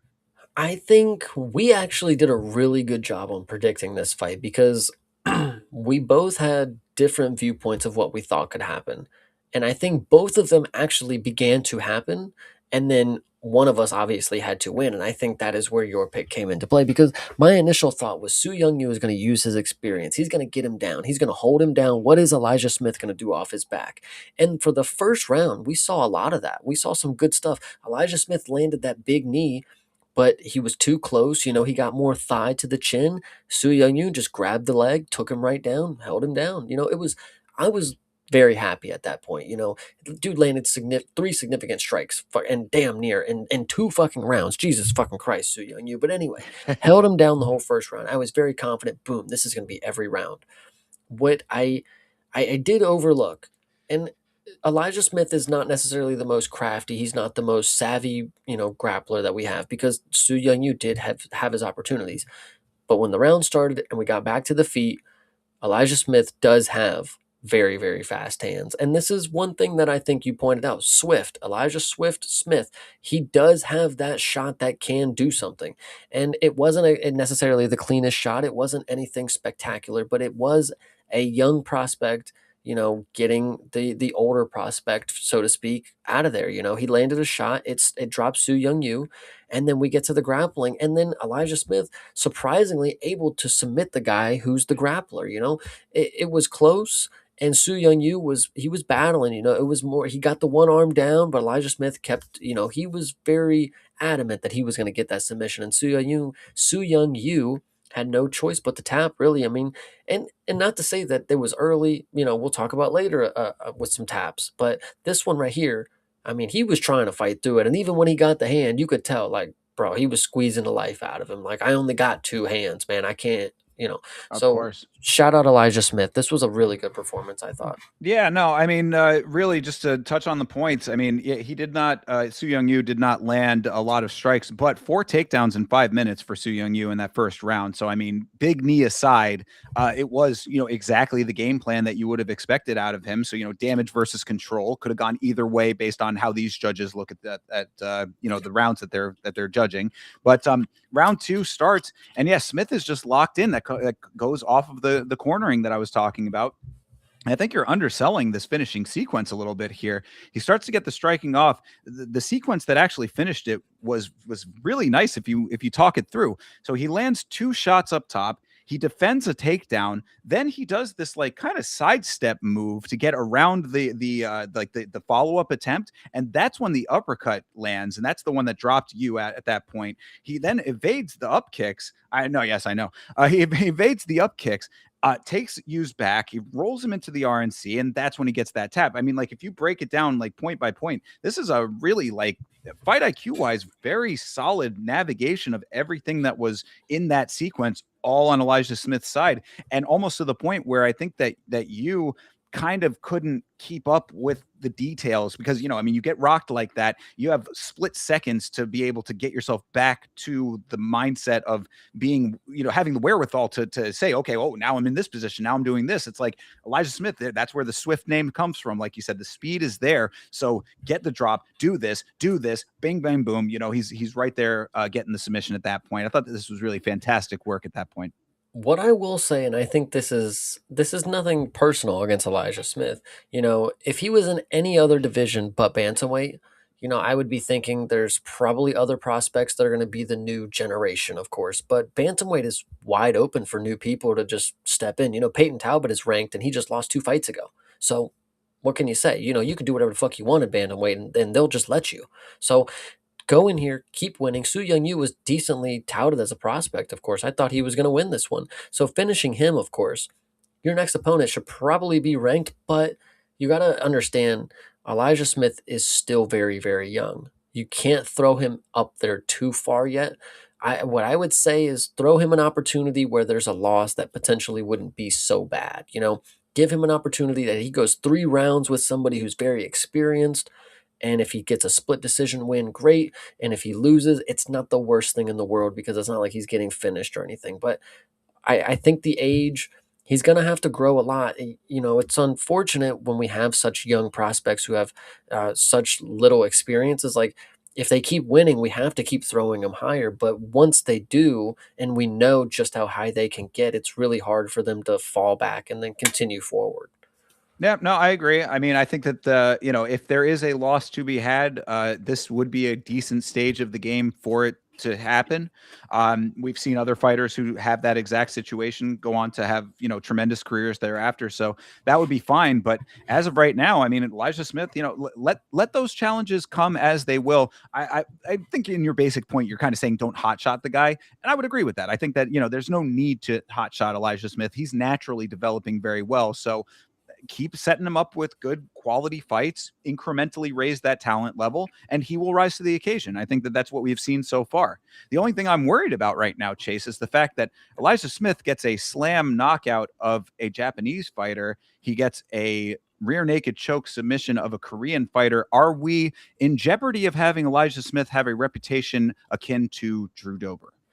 It is possible, but I think it's no. He fought a Mexican guy just a couple fights ago, Vince Morales, I think. So I would say no in the sense that it's only two.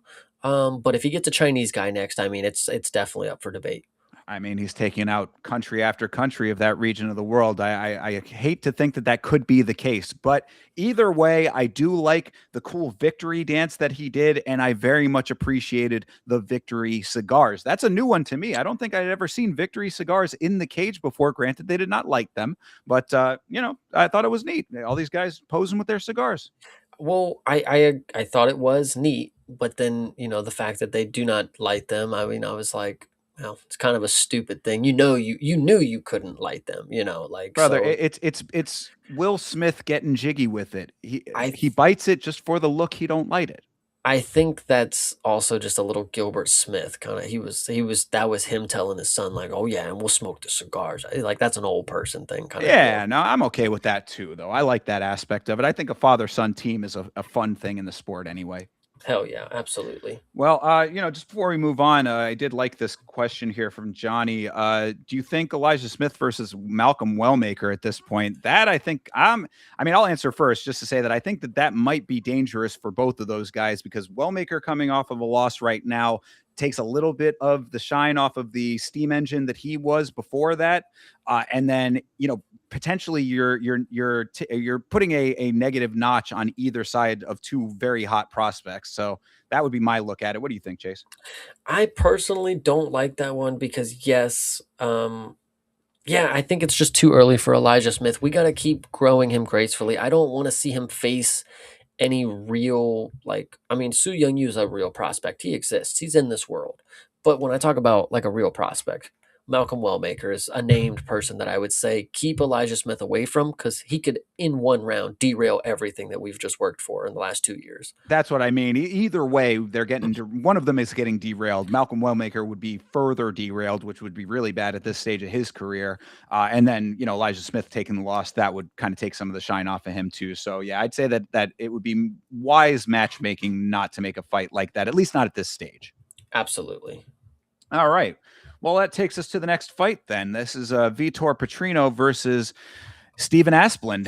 This was a frustrating fight in a number of ways. It was not a bad fight. This was another one that I thought was pretty entertaining, but there were elements of this fight that made me a little bit frustrated at times, and that goes for both sides of the coin. So, what do you think of this one, Chase? What do I think? I think one, I'll shout out Jesse because this Oh, comment is actually perfect. Elijah Smith Xiaolong, book it right now. brother, there's the Chinese fighter that would complete the trilogy of the major countries. I love it. But either way, yes, this fight here, one, not great. And I will blame Vitor Petrino because he went to heavyweight and actually became very just like them. Like, I don't know. It's crazy that you're a light heavyweight. You're kind of light on your feet. You're a very fast, fluent striker kind of deal. And then you go to heavyweight and you're just a dude who just can't throw fucking strikes for more than 2 minutes. Like it's absolutely insane how much running he did in this fight. And it's not necessarily like he was running, but he was very, very far away from the fucking strikes on all of these. And you gotta Steven Asplund had to bring the fight to him and he did a decent job. Like, bro, he was really trying to win, and I honestly thought he did. I think this is one of the robberies that we could talk about when it came to the scoring. And a lot of people have been saying that too. And I don't know why this is controversy. You just raised your eyebrow. You thought Vitor Petrino won this one? Oh yeah, I definitely did. I mean, now granted, I agree with you that Petrino was evasive in a number of instances here, but I thought it was a good use of his own cardio, which remained solid throughout this fight. And that's the one of the bigger notes that I had about Asplund in this thing. Like what you said, I mean, you know me when it comes to this, Chase. You have to make the fight your own. Now, Asplund also by the third round was wearing so much damage. Asplund is in the same boat, unfortunately, as Zachary Reese when it comes to his complexion. The bro wears damage badly, and this was one of those fights where it was unfortunately adding up like that. So but that's a side point. My point is that when you saw Steven Asplund in the center of the octagon almost labored in his movement after the very end of round one, I could kind of see this coming from a mile away, only because Petrino, lighter on his feet still to this point, like he was able to get it. Like Petrino was not running to the point where he was not engaging. That's always my thing. If they're not engaging, you have a case. Paulo Costa was running. Vitor Petrino, he's in, he's getting a couple of shots, he's out again. I think that this was a savvy navigation of this fight, honestly, when Steven Asplund wasn't able to bring the fight to him for more sustained amount of time. Chat, let it be known that there is a fundamental flaw on Thinker's on when Thinker watches the fighters walk out. He is unable to realize when a fighter is compromised. Steven Asplin had a cut on his cheek when he walked into this fight. The cut that was on his cheek only opened up, and that's fine. That's fine. It's not like, but yes, he was wearing blood from a cut that was already on his cheek. And the thing is, Steven Asplin won this fight not necessarily because he was winning the striking battles, which he was, in my opinion, the knockdown, of course, and then the striking and all the other rounds. He was the one pushing the pressure. He was the one walking into the fight. And Vitor Petrino really didn't land the better shots, in my opinion. I thought Steven Asplin did everything to win in the striking. Not only that, but he proved that he's actually not even fucking shit. Like, he didn't even get taken down by this dude. Do you guys realize that? Vitor Petrino shot 4 different takedowns. You know who got him down? Denzel Freeman. You know who didn't get him down? Vitor fucking Petrino. This dude actually has skills. He's not some fucking loser who's going to get taken down and choked out like I said he might be. One-armed Petrino could finish Steven Asplin if Denzel Freeman could, but you know what happened? Steven Asplin stuffed every single takedown as an ex 500 pound fat man. And he came out here, he didn't have the volume on the strikes, but when you have somebody who's not willing to stand and trade with you, yeah, you're not going to land 500 strikes on somebody. 73 is more appropriate, but I think those 73 won the fight if you're watching it from the lens of like, oh yeah, his cheek is already cut. He already is like healing from something. Like, I get it. Bleed, blood, damage, this is exactly what they score. But from my point of view, you can't score every round based on the cut from round one that had already been there from before the fight, I would say. No, I agree with that aspect of things. We'll get into some of those other thoughts here in a second, but I think we have to hold the phone briefly here. Yo, Lachlan coming in with the 14.99 Australian dollar super chat says, "Got a little bonus at work. Here's your share for helping me get through my boring afternoon emails and admin with your consistent banger streams." Brother, Lachlan, you are the man. Thank you so much for your support, man. We really appreciate it. That is Hell yeah. very kind, very kind. Absolutely. And it's now time to change the account to Lachlan Marshall 2026, brother. You have officially ranked up. True that. You have ascended, my friend. Thank you so much for your generosity, sir. And So yeah, what? Johnny, right here. And I'm also impressed with Asplin, good takedown defense, and he still has good potential of being top 10 if he fights another blob. Vitor Petrino wasn't willing to actually fight with him. That's the crazy part. Steven Asplin would have put on an even better performance if he had somebody who was going to stay in range of his strike. Listen, you're talking about Steven Asplin getting tired. Brother, he was 500 fucking pounds before. Yeah, he's Eh, going to get tired. I but that get it. does not matter in this fight. You know what I'm saying? Like the same way that the cut doesn't matter after round one, then that does not. But All of those aspects don't play a part. He has to go and win the fight. But you're making it seem like Steven Asplin was the more labored fighter. He may He have looked was. labored. No, bro. Vitor Petrino was standing still every time he got away from the strikes. He would pop away, go left, circle out, stand there, wait for him, wait for Steven Asplin to walk forward and actually put strikes on him. And then Vitor Petrino just does this shit and then goes to the other side of the cage and waits for him again. Steven Asplin is doing fucking emotes, pulling his pants down and shit Well, because the dude's across the fucking cage waiting for no, him. well, we have to talk about that. So yeah, I mean that really I think was a bit one of the biggest things that kind of colored my opinion about this fight in the first place is that Petrino, getting out of harm's way. I said, a lot of times instead of staying in the pocket there, but this was one of the times where Asplin finds the mark, drops Petrino, lays on the heavy shots, but he can't keep the control. So when Petrino evades, instead of going to find the finish, this is round one we're talking about here. This is when he should still have been fresh. Asplin hits the emote on him. I'm like, you know how I feel about emoting in fights and showboating in general. This is a perfect example of why you do not do that because he still had him hurt. Now, granted, he was coming back too. It wasn't like he was like super dazed and rocked and stuff like that. He should have just ran at him full force, but you know that he should have continued the sequence as opposed to hitting the emote on him. I mean, this is like you're after that, you're looking up at the clock to see where it's at. And I gave him the benefit of the doubt at that time. I was like, look, there's 15 seconds left in the round. Big guys, I understand it. You come back, you take those 15 seconds, you come back and you go at it 100%. He stayed degened at that point, bro. The cardio was already zapped. So I'm not super mad at Vitor Petrino for having the wherewithal to do a little dancing out there if he needed to. Yeah, you don't stay in the pocket. This is his own version of gassing him out further, is him saying, come to me, which he was doing. I give Asplin all the respect in the world for going out there and finding the shots when he could, because he was the one that had to keep advancing. But that's what Petrino was making him do. He saw that he's a more tired guy, go in, pop him up twice, move back, come on, brother. If you got it in you, let's go. You come get it. I Yeah, I liked it. I thought it was okay. it was fine. There were definitely moments, and to agree with Jesse, yes, I agree. There were definitely moments where Petrino did engage. Like he waited there for Steven to come in and throw strikes, and Petrino pop him up with a four combo, and then dip out and go somewhere else. Fine, but like I'm this ain't no heavyweight that listen, I know we've talked about this before. I've flip-flopped on Petrino plenty of times. I'm pretty sure listen, I picked him in this fight to win, but he didn't win the way that I wanted him to. I'm not gonna say that I disliked this performance because fortunately for Vitor Petrino, Steven Asplin's just fucking fun to watch. I mean, it ain't really anything that he did, but as an entertainment factor, when listen, was it CTE?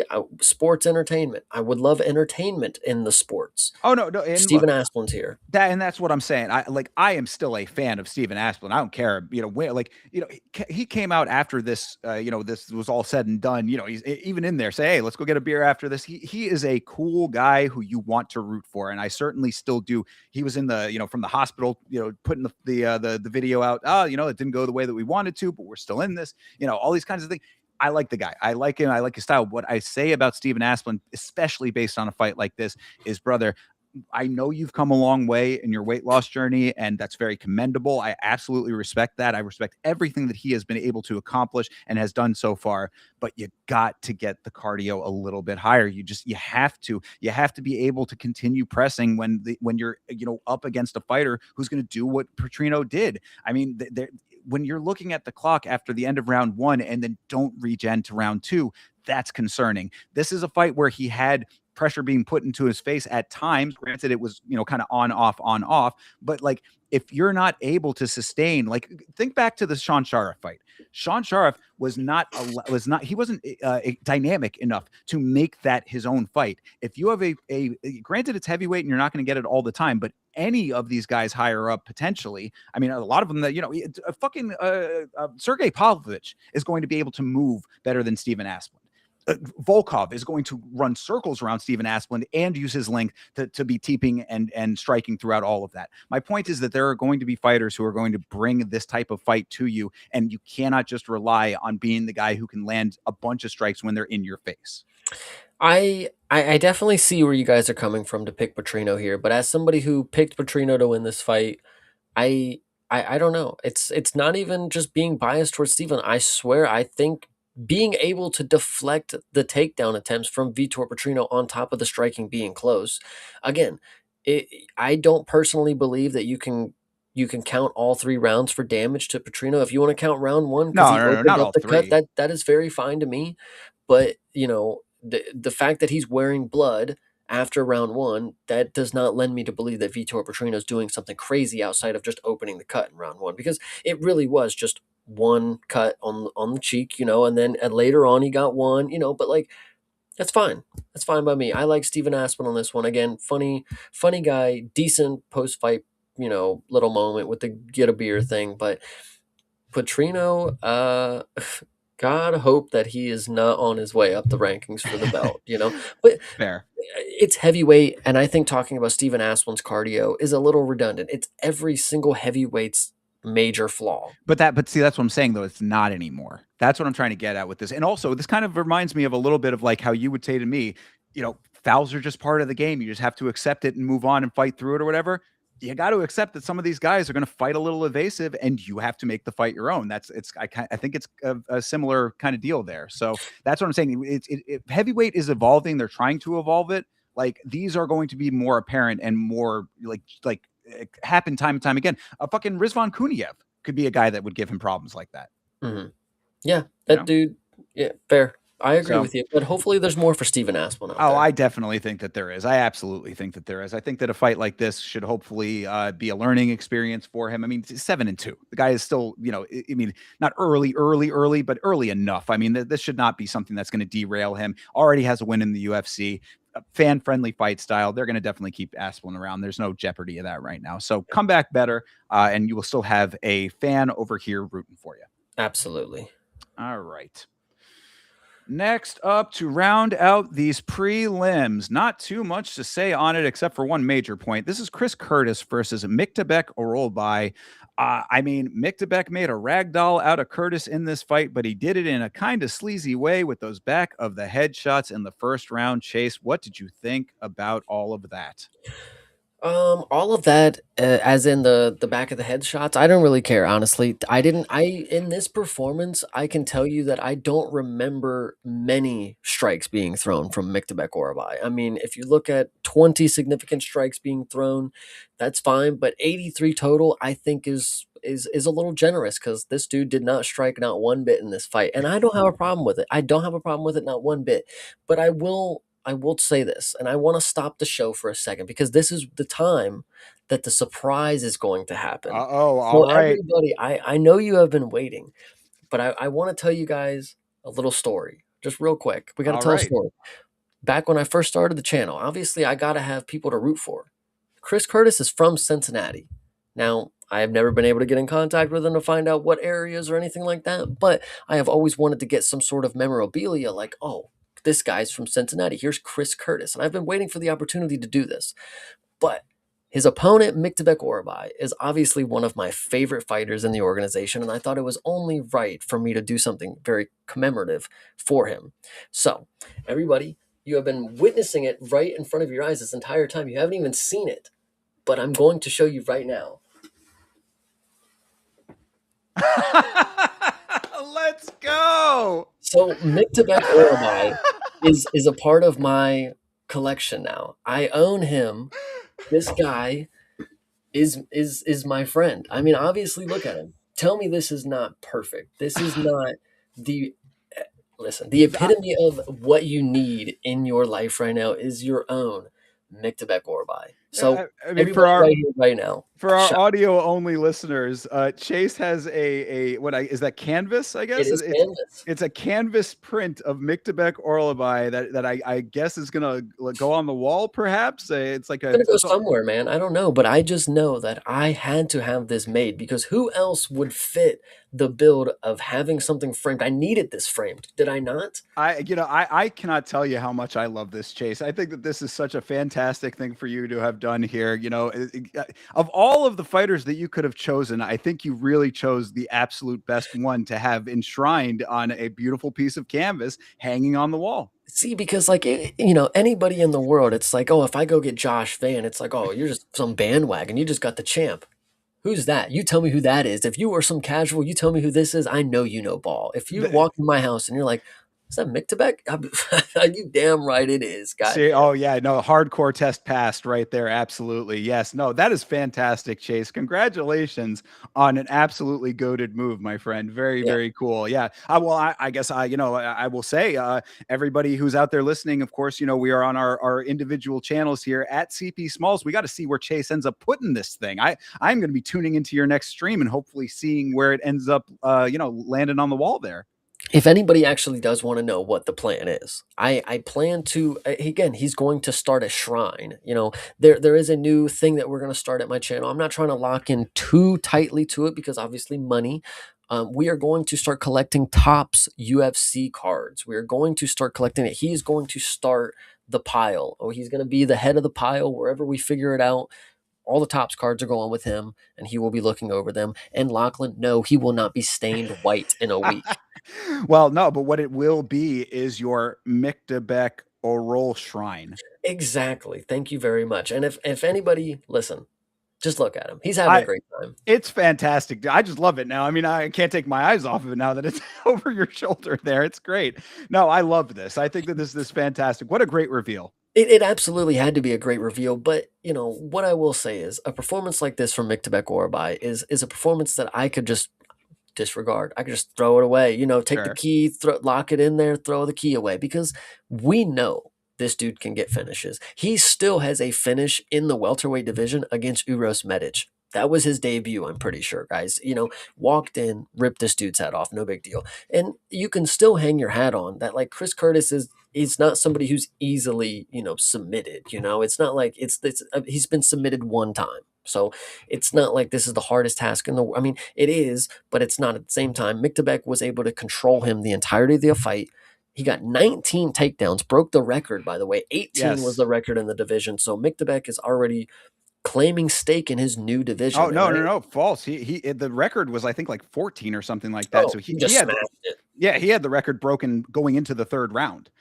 So yeah, no, this was fantastic as far as that goes. Yeah, I mean, really, that's why I brought up the back of the head strikes early, is because really, aside from that, there's not all that much to talk about in this fight. This was a ragdolling performance. This was what Miktabek can be capable of. We knew this. I mean, like, I don't think anybody was overly surprised by this. Commentary was trying to make it more exciting than it might have been by saying, oh, we've never seen Chris Curtis in this position before. It's like, yeah, well, he's never fought Miktabek before, so Yeah. this is what you get.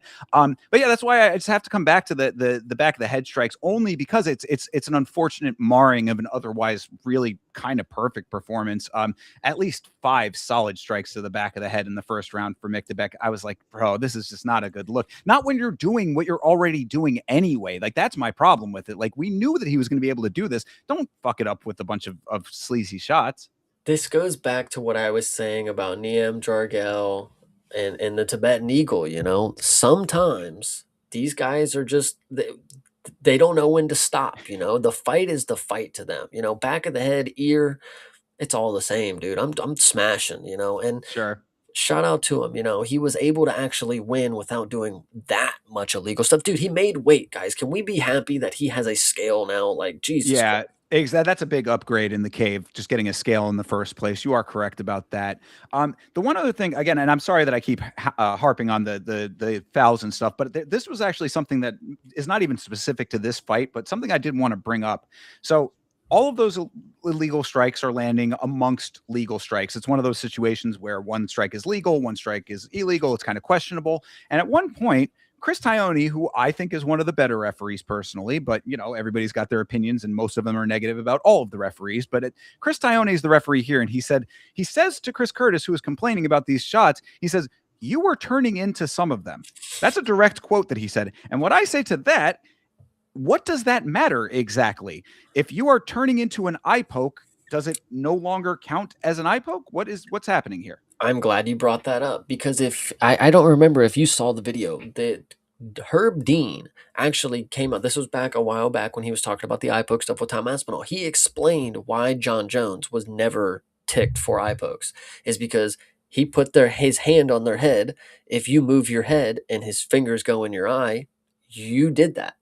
So that's just how the fucking story goes for these fucking blind referees. I don't know how to explain it to you, but if you end up punching someone in the back of the head, all you better hope is that their head was moving a centimeter off the line and you That can just smash wherever the fuck you want. So Exactly. I mean, and that's I think really what I'm getting at with all of that is just the I mean, we know that this sport is subjectively overseen. We know that it's subjective to the referees and the individuals and whatnot. But with something like that, it just seems like such a blatant, like, get out of jail free card. You know what I mean? It's like, oh, well, it was in motion. Okay, well, if it's always the whole fucking fight is in motion. I mean, Jesus Christ, like, when is anybody ever truly stationary in a fight, aside from very select times? I mean, like, it just seems like such an easy out for these guys who, granted, I am always the one to say it is a very tough job. It is a very thankless job, but that is all the more reason that it has to be done correctly and adjudicated fairly. And that things like that just really set me off. So anyway, aside from that,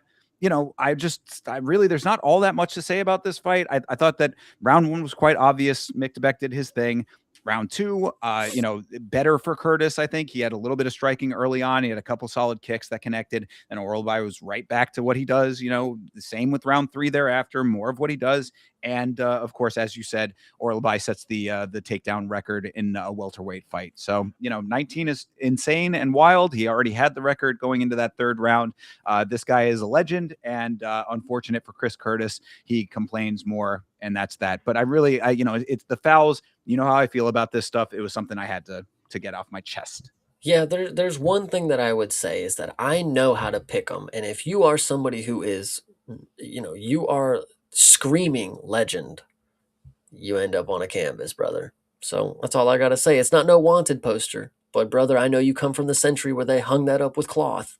I got you on the canvas though. I love it. I think that this is such a great addition to the stream room for you there, Chase. I can't wait to see the tops cards and all of what you end up doing with this. And this is a great starting point. So shout out to you and also to Mick Debeck for being the guy on the canvas. Absolutely. Yeah, he's a Chad, man. You have no idea, guys. It's to shout out to everybody. I hope you thought this was as enjoyable as I did. I have not stopped thinking this is the funniest thing ever. Like, this is perfect for everything that I have here. Like, I don't have because when the tops thing, it comes to the sports memorabilia aspect of this. I have the flags, but that's not necessarily delegated to the UFC. I have nothing UFC related other than a wine box that holds the flags that says UFC on it. This right here is the first official UFC sports memorabilia that I have. So I the love tops it. are coming next, but this is the first, guys. This is history right here. You saw it. You were here with me, and he was here too. So shout out. Yeah, I think it's fantastic, brother. I really enjoy it. I got quite a chuckle out of it, and in a good way. Very much with it. So shout out to you, and shout out to Didgery Dave and Mrs. Didgery Dave in the chat. Appreciate you guys. And yes, Hydra, you're gonna end up on a canvas. Sounds like you're gonna slime him out. Exactly. Exactly. Well, you don't tell him that, I mean, just you're enshrined on my wall, and he'll be very happy with that, I'm sure. You guys are gonna be real sad when you never see Mick Beck fight again because he's stuck in this painting. It's like Superman with those boxes things or whatever. Anyway, Yeah, there you it was go. a joke attempt that didn't work. Anyway, let's move on. Hell yeah. Good deal though, man. I enjoy that. All right, next up here. This is one, yeah, though I guess we're going to have some words about this one now. This is Charles Johnson versus Bruno Silva. This was, I think, one of the harder crash outs that I had on this card, and I think both of us chose Charles Johnson to win this fight, so it wasn't necessarily about him, but I could not tell you that, like, what these judges were thinking with this fight. I mean, Oh, I can. well, why don't you go ahead and tell me then? Because this, I mean, like, I thought that this was a very solid performance for Bruno Silva against a Charles Johnson who seemed out of sorts. He did not seem like he was himself in this fight. He was behind the black line for a lot of this fight. He was being backed up by a much smaller guy, which is never a great look as far as the optics go. And I mean, to say that he had like some definite moments of striking is certainly true, but the majority of the pressure and the activity I thought was on Bruno's side. So enlighten me, Chase.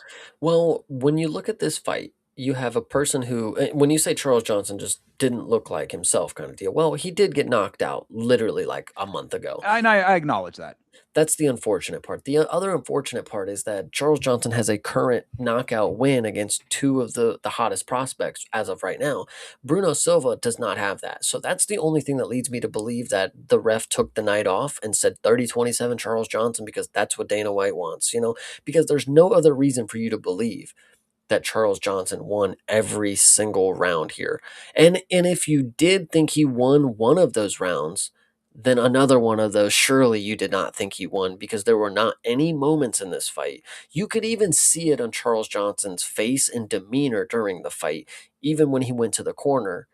That is not somebody who believes they are winning a fight, who is leading the confidence as of I'm winning here. Even when they announce the scorecards, he hits you with the oh shit, it's fine. That's the way the cookie crumbles. He obviously knows that, with Tamirov, he got popped and they didn't scrub the win away from that guy. So he knows that's how it goes. Split decision win, you take it and run. That's how it goes.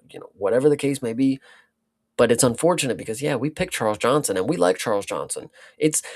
It's easy to be biased, right? It's easy to say like, oh yeah, I picked him. He won, no big deal, easy. But like when you know he lost, come on, guys. Like, let's be real. Bruno Silva won this fight. And it's crazy to say that because he really didn't have a reason to. He's undersized.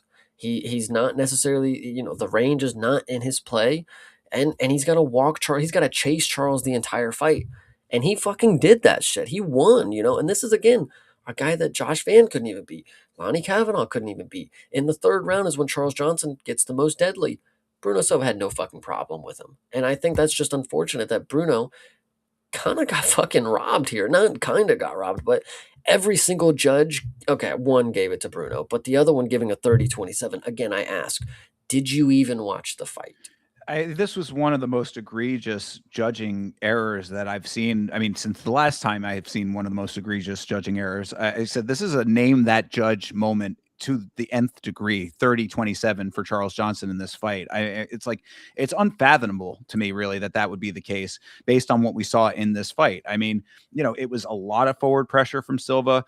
Johnson, like I said, behind the black line for a lot of this fight. I mean, he is comfortable behind the black line. He is also very comfortable off of his back foot. So at first I was like, okay, this is not necessarily like the best optically, but like he's able to set up counters. He's able to be dynamic with his movement. But then when I didn't see that out of him, at least through 2 rounds, I was like, okay, this is starting to get a little bit different. Now, I do think that he won. I say that the first round kind of did go to him because of the total strikes, but again, optically, it was just like gun shy, and there were just instances that did not look great for him there. And then Silva just kind of doing what he wanted. I mean, he got a great combo, Silva, in the second round, definitely won that second round. That second round is really the one that I'm like, if you 30-27 and you saw round two, you are blatantly misrepresenting this fight. Like, there's no two ways about it to me. I can't believe Hydra, like, you must be rage baiting. Damaging shots goes to Johnson. I can't tell you that any shot made me think Bruno needs to back up. There was no point that Bruno had to fear anything that Charles Johnson was throwing back at him. He honestly was cooking Charles Johnson with that uppercut. Charles Johnson literally went to his corner and said, he's getting me every time with the uppercut. Like, and that was after the round one. And then he continued to get caught on it for the remainder of the fight. It was absolutely ridiculous that they gave, every single round to Charles Johnson, when even Charles Johnson is admitting, like, yo, I'm getting cooked up right now. It's kind of just, what is the deal here? Like, what is actually the story, and why?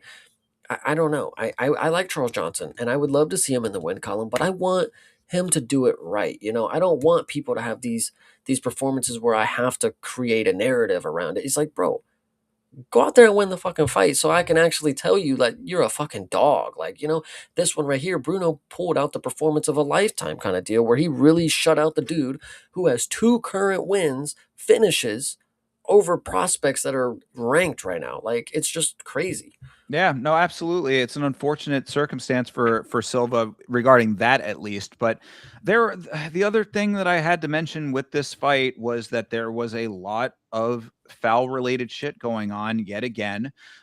This is one where it actually was almost sneaky. So early on in round one, somebody in the chat had mentioned this on the watch along, and I didn't even pick up on it in the moment, but I saw it on the rewatch. Round one, Silva lands a nut shot that Charles Johnson just tanks. Like, he Yeah. just ate it. You see him grab his cup for a brief second, but he doesn't protest it. So nothing called from that, but it did land. So you have that in your mind. One already, and it's really almost, I call it, brass balls Johnson over here for just, not making a thing of it, but it probably would have been to his benefit to have made a thing of it, because later in the fight, there's an incidental head clash.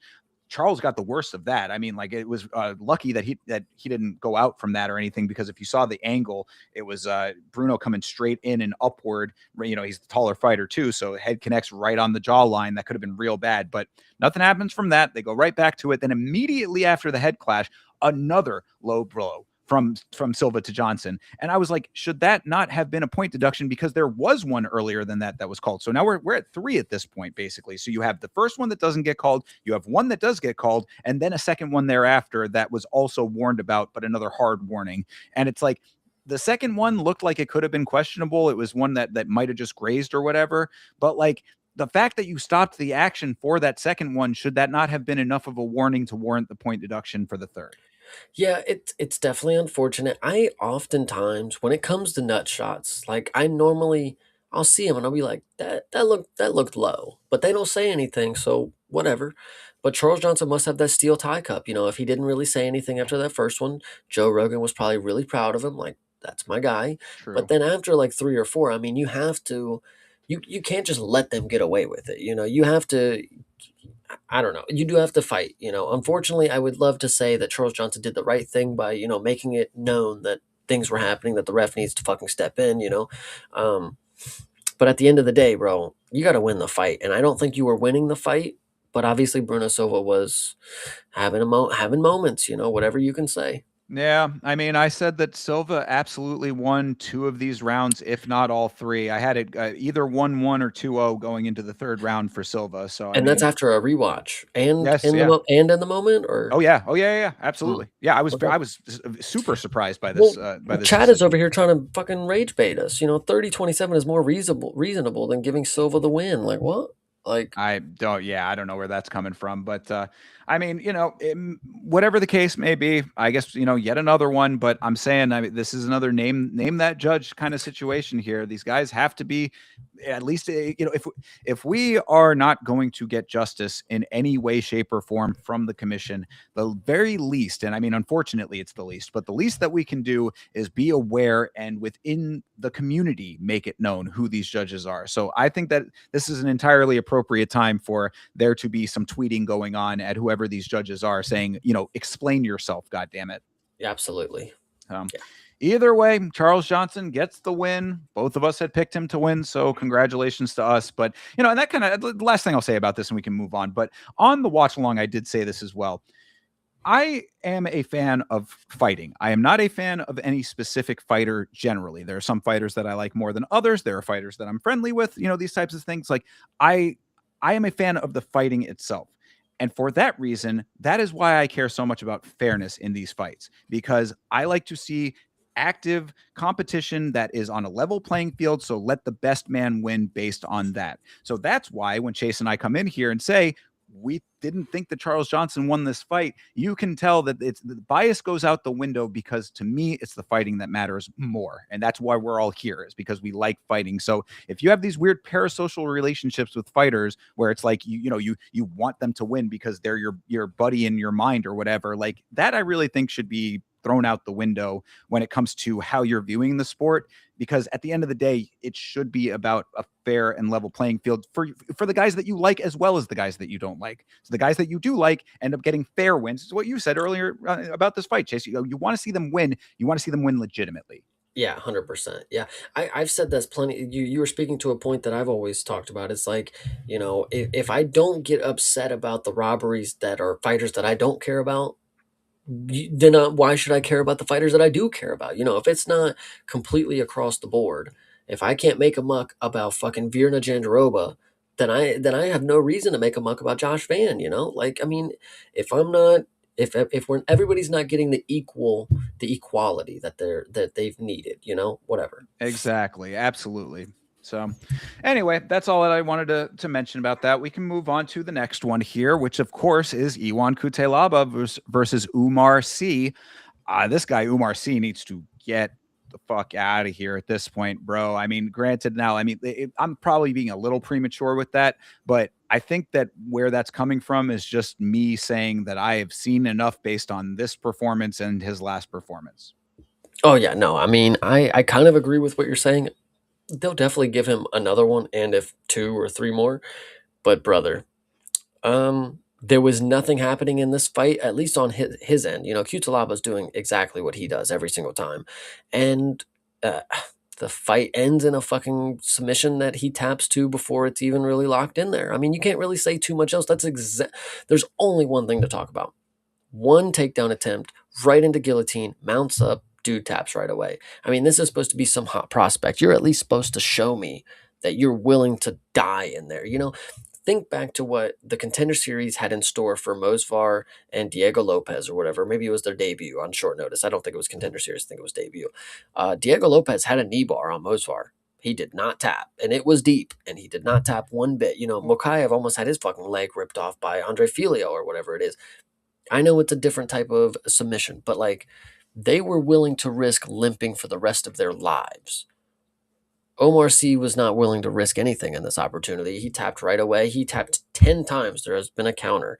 10 times in the moment that he found out that he could not fucking get out of a submission. It's unfortunate that there was not more heart shown. And then what I find unfortunate most when you see somebody who represents France, like Omar C, and they have a situation like this where they instantly tap, the only thing people say, just like a Frenchie would, and I and say, it's yeah. like, when can we not have these? You know, when are we going to grow out of it? When is somebody going to change the stereotype? You know, like Omar C, unfortunately, you made everybody just call you the standard generic Frenchy fighter, you know, and that's unfortunate for you because you could have been way more at the height of your career, which is not fucking much, and it wasn't that long ago. I personally was saying that you bring a lot of different skills than your average French fighter. You're training differently, you're doing different things, the body type. You could be a very good grappler at light heavyweight, but you just got submitted by Cutelaba, brother, in the first fucking round. So nothing else to say. Just pack your bags and better go learn something else. I mean, that's really a fine way of expanding on the point that I was making at the start of this one. It's, yeah, I mean, it's not necessarily that he's not skilled in certain areas, but if this is what the performances are going to look like, and now multiple times against mid-level guys in the division. I mean, this is light heavyweight, so there's definitely a little bit of room for growth in light heavyweight. You know, there's certainly a lot of opportunities below the elite echelon at light heavyweight. You're not going to be able to hang to get to that point with this type of performance. It's just not going to happen. I mean, you know, it's like, so, talking it through just a little bit. I mean, the only thing that he really did in this fight was kick. He had a couple of kicks, but Cutelaba was also kicking. So they traded a couple of kicks. Then Cutelaba gets the trip. You know, he tripped him up. C reverses that. Then Cutelaba re-reverses that. That's the point to me where it would have been like, okay, you are now on your back over here. You know, you're in a position that you know, that you have a couple of different ways to navigate this. This is where your fight IQ has to kick in, and you have to be a little bit more explosive, a little dynamic, whatever the case may be, to get yourself into a better position, either break it up or get yourself to a dominant grappling position. None of that happens. Cutelaba navigates the ground positions very well. He keeps control throughout all of that. Then he gets silly. He jumps Gilly, rolls it onto top, and then C insta taps. All of what I just talked through, that is not the performance of a fighter at UFC caliber, in my opinion. I think I want to run down what the chat's running with here because I think there's a lot of key stuff. At least try to get out of the choke, you know? Go to sleep. You worked your whole life for this. Literally a great fucking point.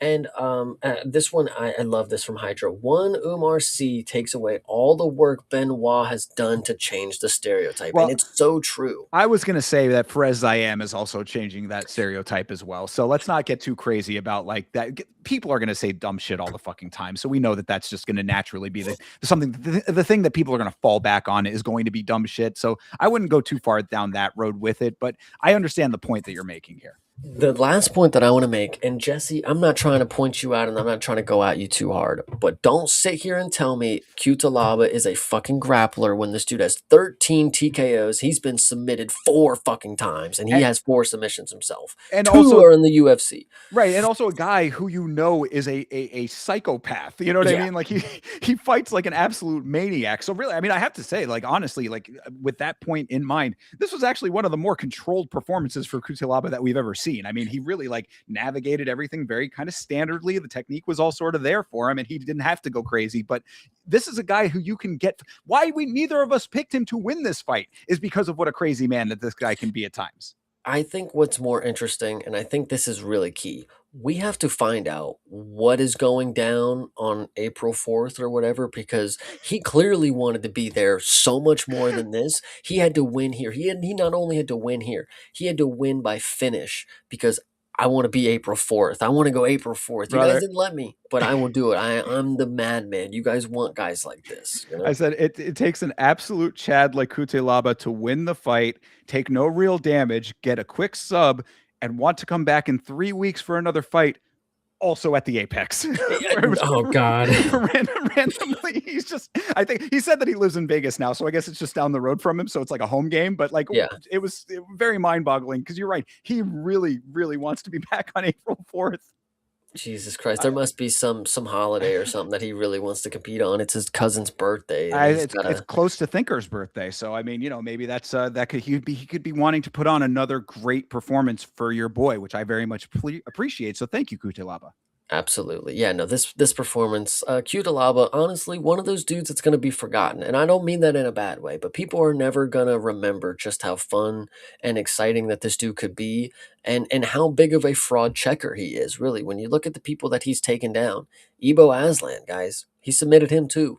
So I don't know. And that's the only one that I can name off the top of my head. But Omar C, there's your other one. So Well, I mean, I think you're being a little harsh on Kutelaba, perhaps. I mean, granted, he is a little bit later in the game with 20-11-1 as his record, but it is light heavyweight. There is still opportunity up there, and if he is getting better at actually controlling his craziness, then maybe he makes a little bit more of a name for himself over time. Maybe. I'm yeah. just all I'm saying is that if everybody is so high on Charles Oliveira, which is understandable why they are, I am completely with you on that. Charles Oliveira, a guy who had to go through a lot of adversity earlier on in his career, come back into the organization, and you saw what he did. So I don't want to count him out just yet, even if he is a little bit of a psychopath. But we'll see.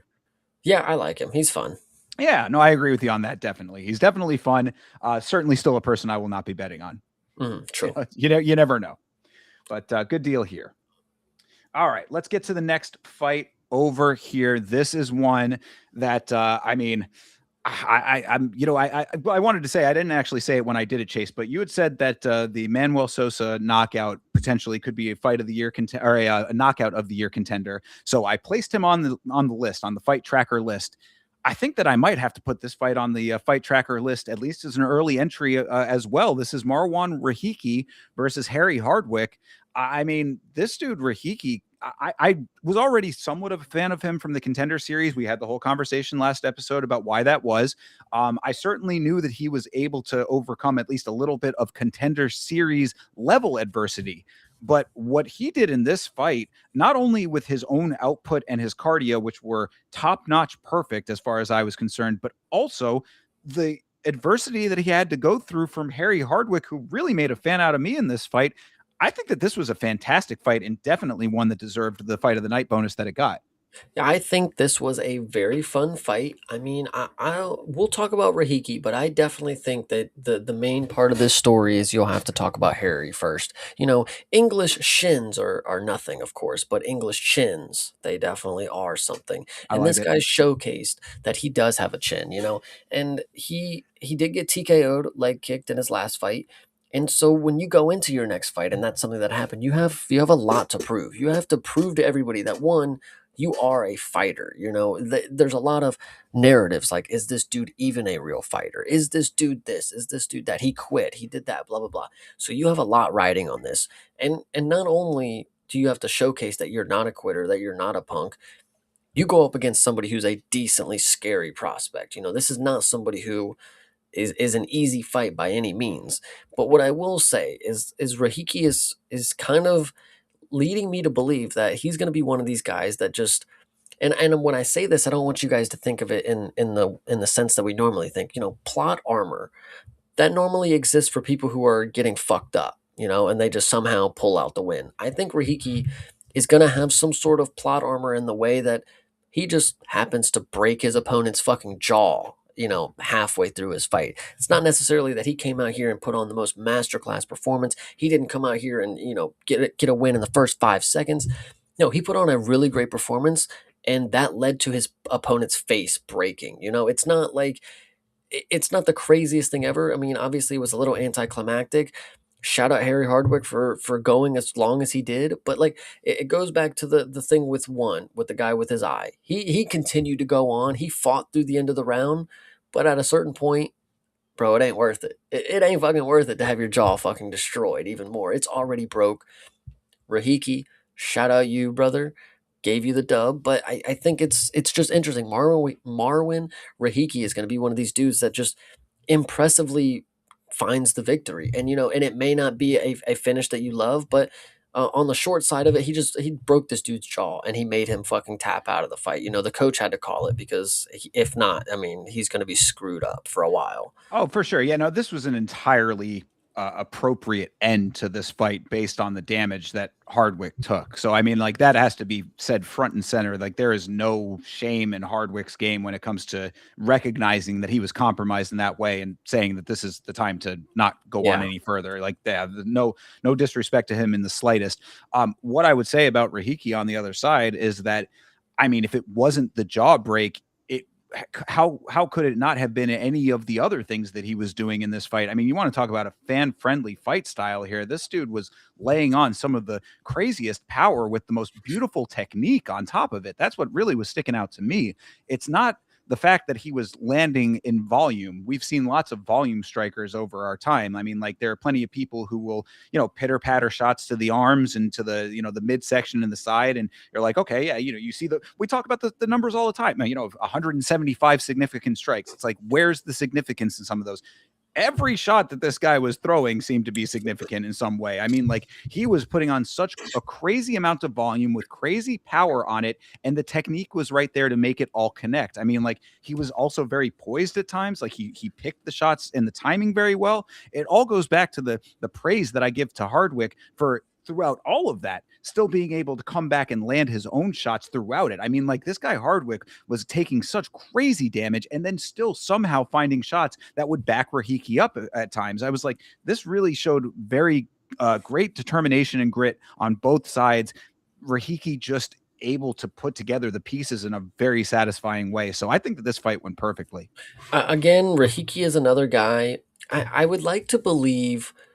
I don't know. It's interesting. This guy's 23 years old. I mean, this is another guy who, if you throw him up too quick, you're gonna disappoint yourself because you're gonna lose out on potentially a really good fighter if you don't craft this guy correctly.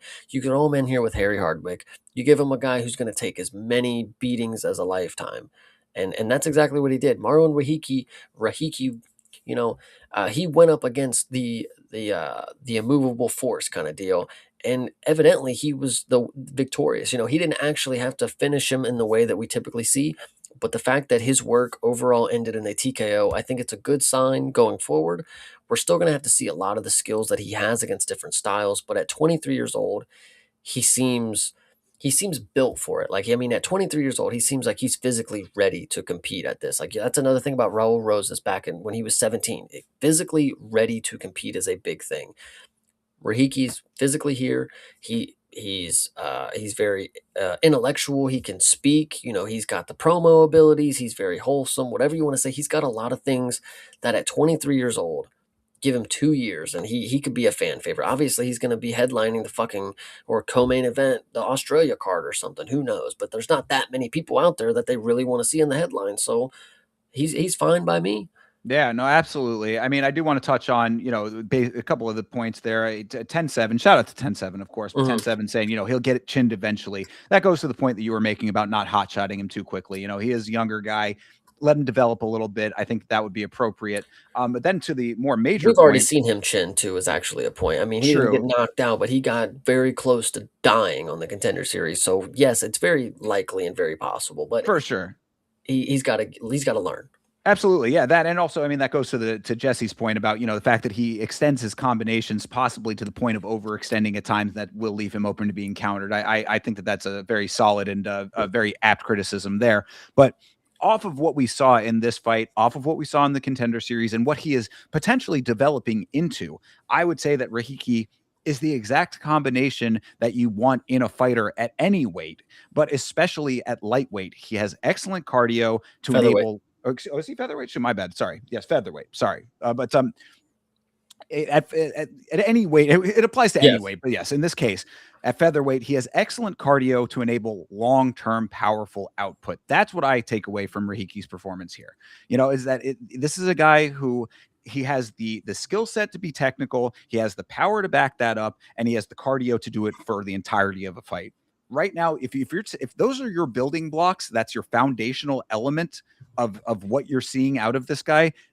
The sky is the limit thereafter. I mean, now all of the points that I just mentioned about, the criticisms, we will see as those crop up based on the level of competition that he faces. So I'm certainly not ruling out that, those are going to be things that we'll encounter. Will he take losses? Potentially, yes. Like I said, I think Jesse making a very good point about the counterability of his style. But for what he brings to the table as a baseline lump of clay that needs to be molded, you really are in a great starting point with this guy, and this performance certainly showed that.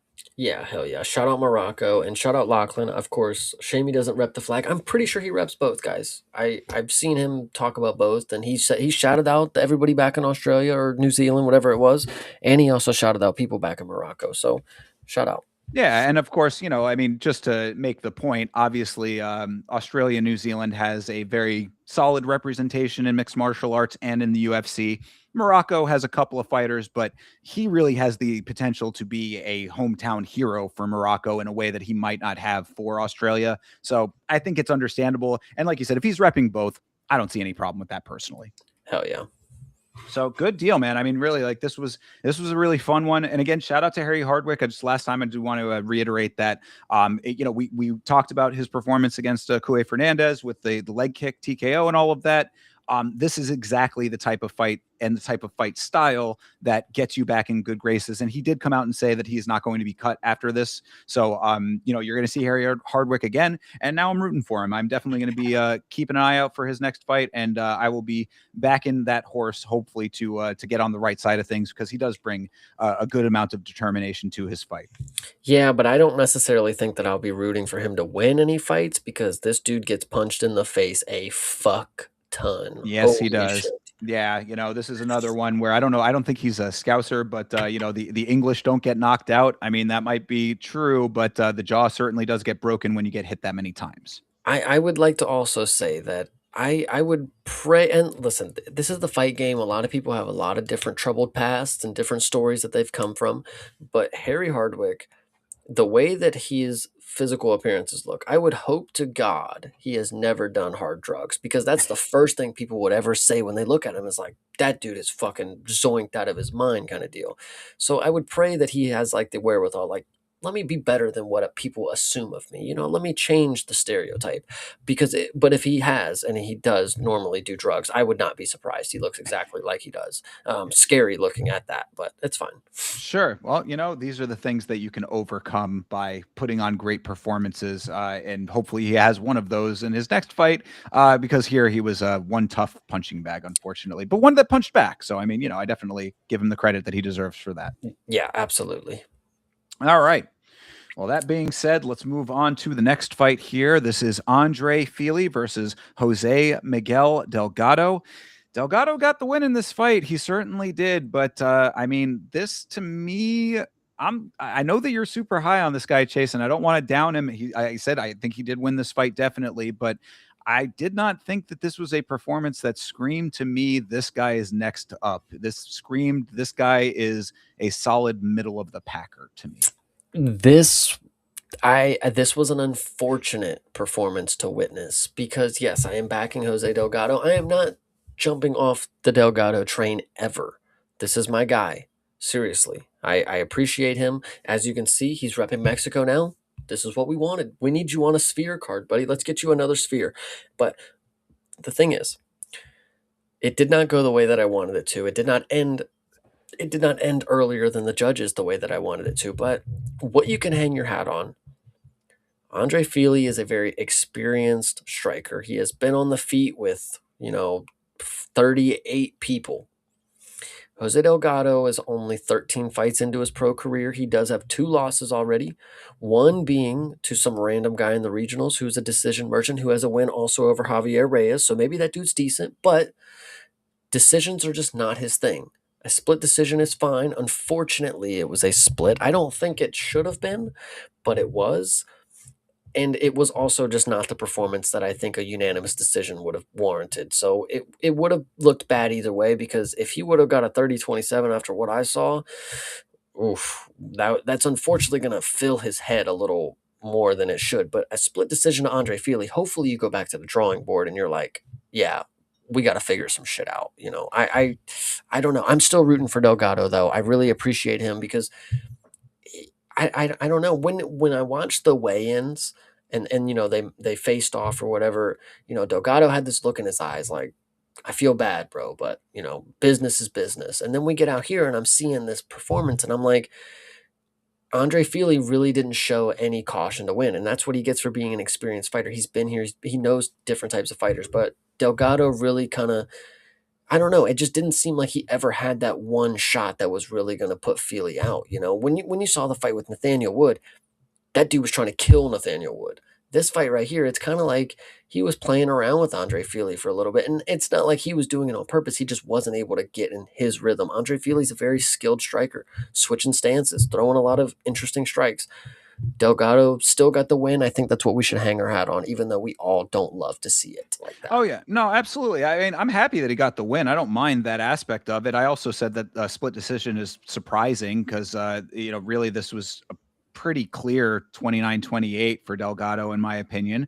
I think that it kind of goes to the point that Delgado is sort of good, not great to me right now, but that's that can still change. I'm not saying I don't dislike the guy. I mean, it has nothing to do with any of that part of anything. It's just based on what we were seeing here. This is kind of one of those ones I'd referenced earlier where I was sort of sad for Fili because he navigated very well early in this fight, but it kind of falls back on him that he did not win this fight because his output really dramatically dipped over the course of this thing. And I think that that's really where Delgado had the biggest advantage, was that he was just able to be more consistent with his striking. Fili, very early in this fight, he caught Delgado. He had him shooting to recover. I thought that, he looked really good in that first round.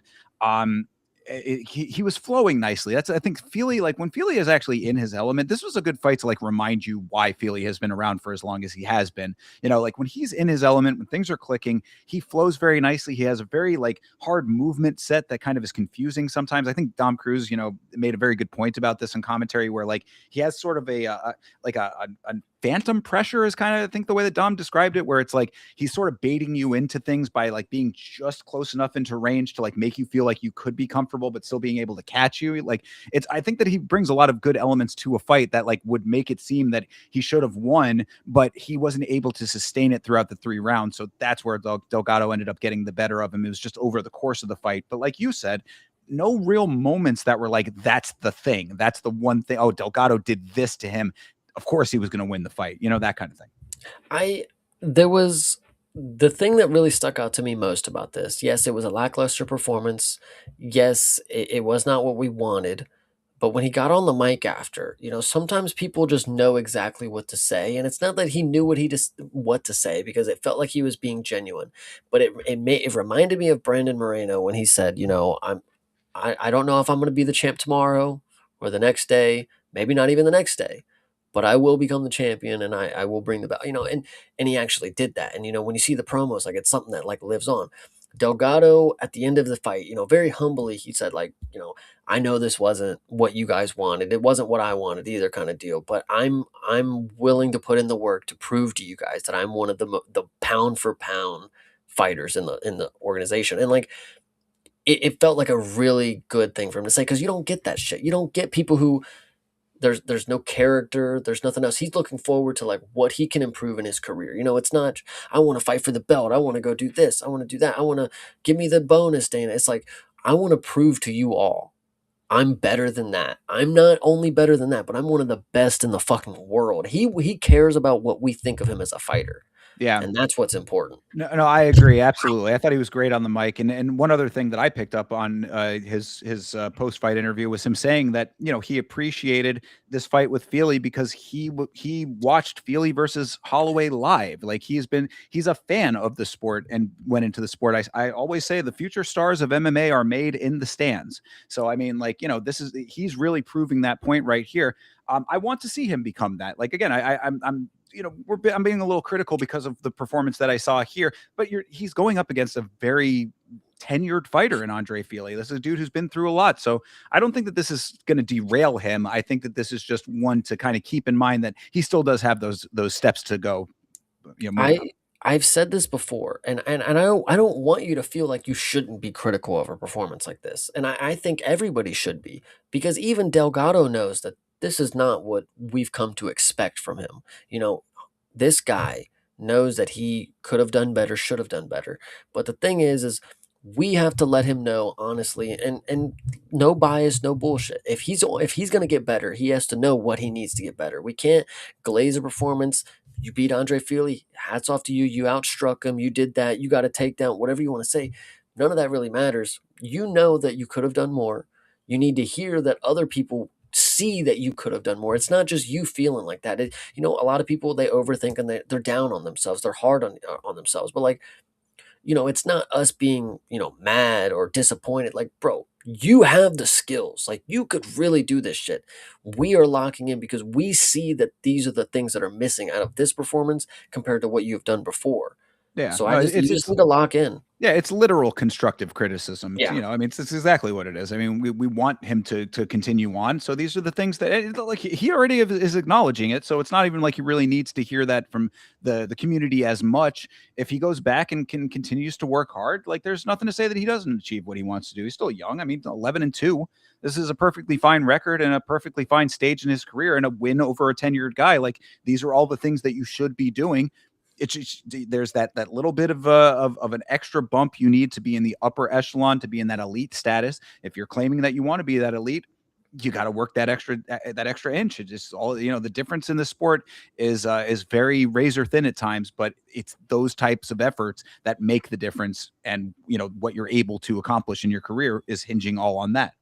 Yeah, I really, I didn't love the performance, but I like the idea that Jose Delgado is not Superman.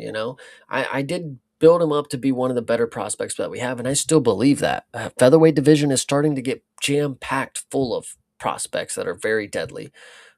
Jose Delgado, I think him getting a split decision here, obviously losing would have been bad, but getting a split decision here, good experience is what I would say. Absolutely. So, a fine enough win to take it home and, just keep putting that work in. And that's Hell really yeah. about it, right? All right, good deal. Let's move on to the co-main event of the evening. This is Amanda Lemos versus Jillian Robertson.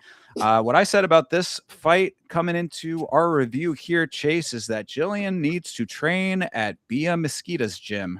Her striking is just so mid, and it's going to be a big problem as she continues to call for the belt, as she has been. Now, Jillian Robertson is out here starting to make a big of a little bit more of a stink about this. She's saying, I've done all of, I've got all these finishes. I'm, this and that, and I've got, so much experience, whatever, all the things that she is saying. And she says, the last thing that I need to complete it all is the belt.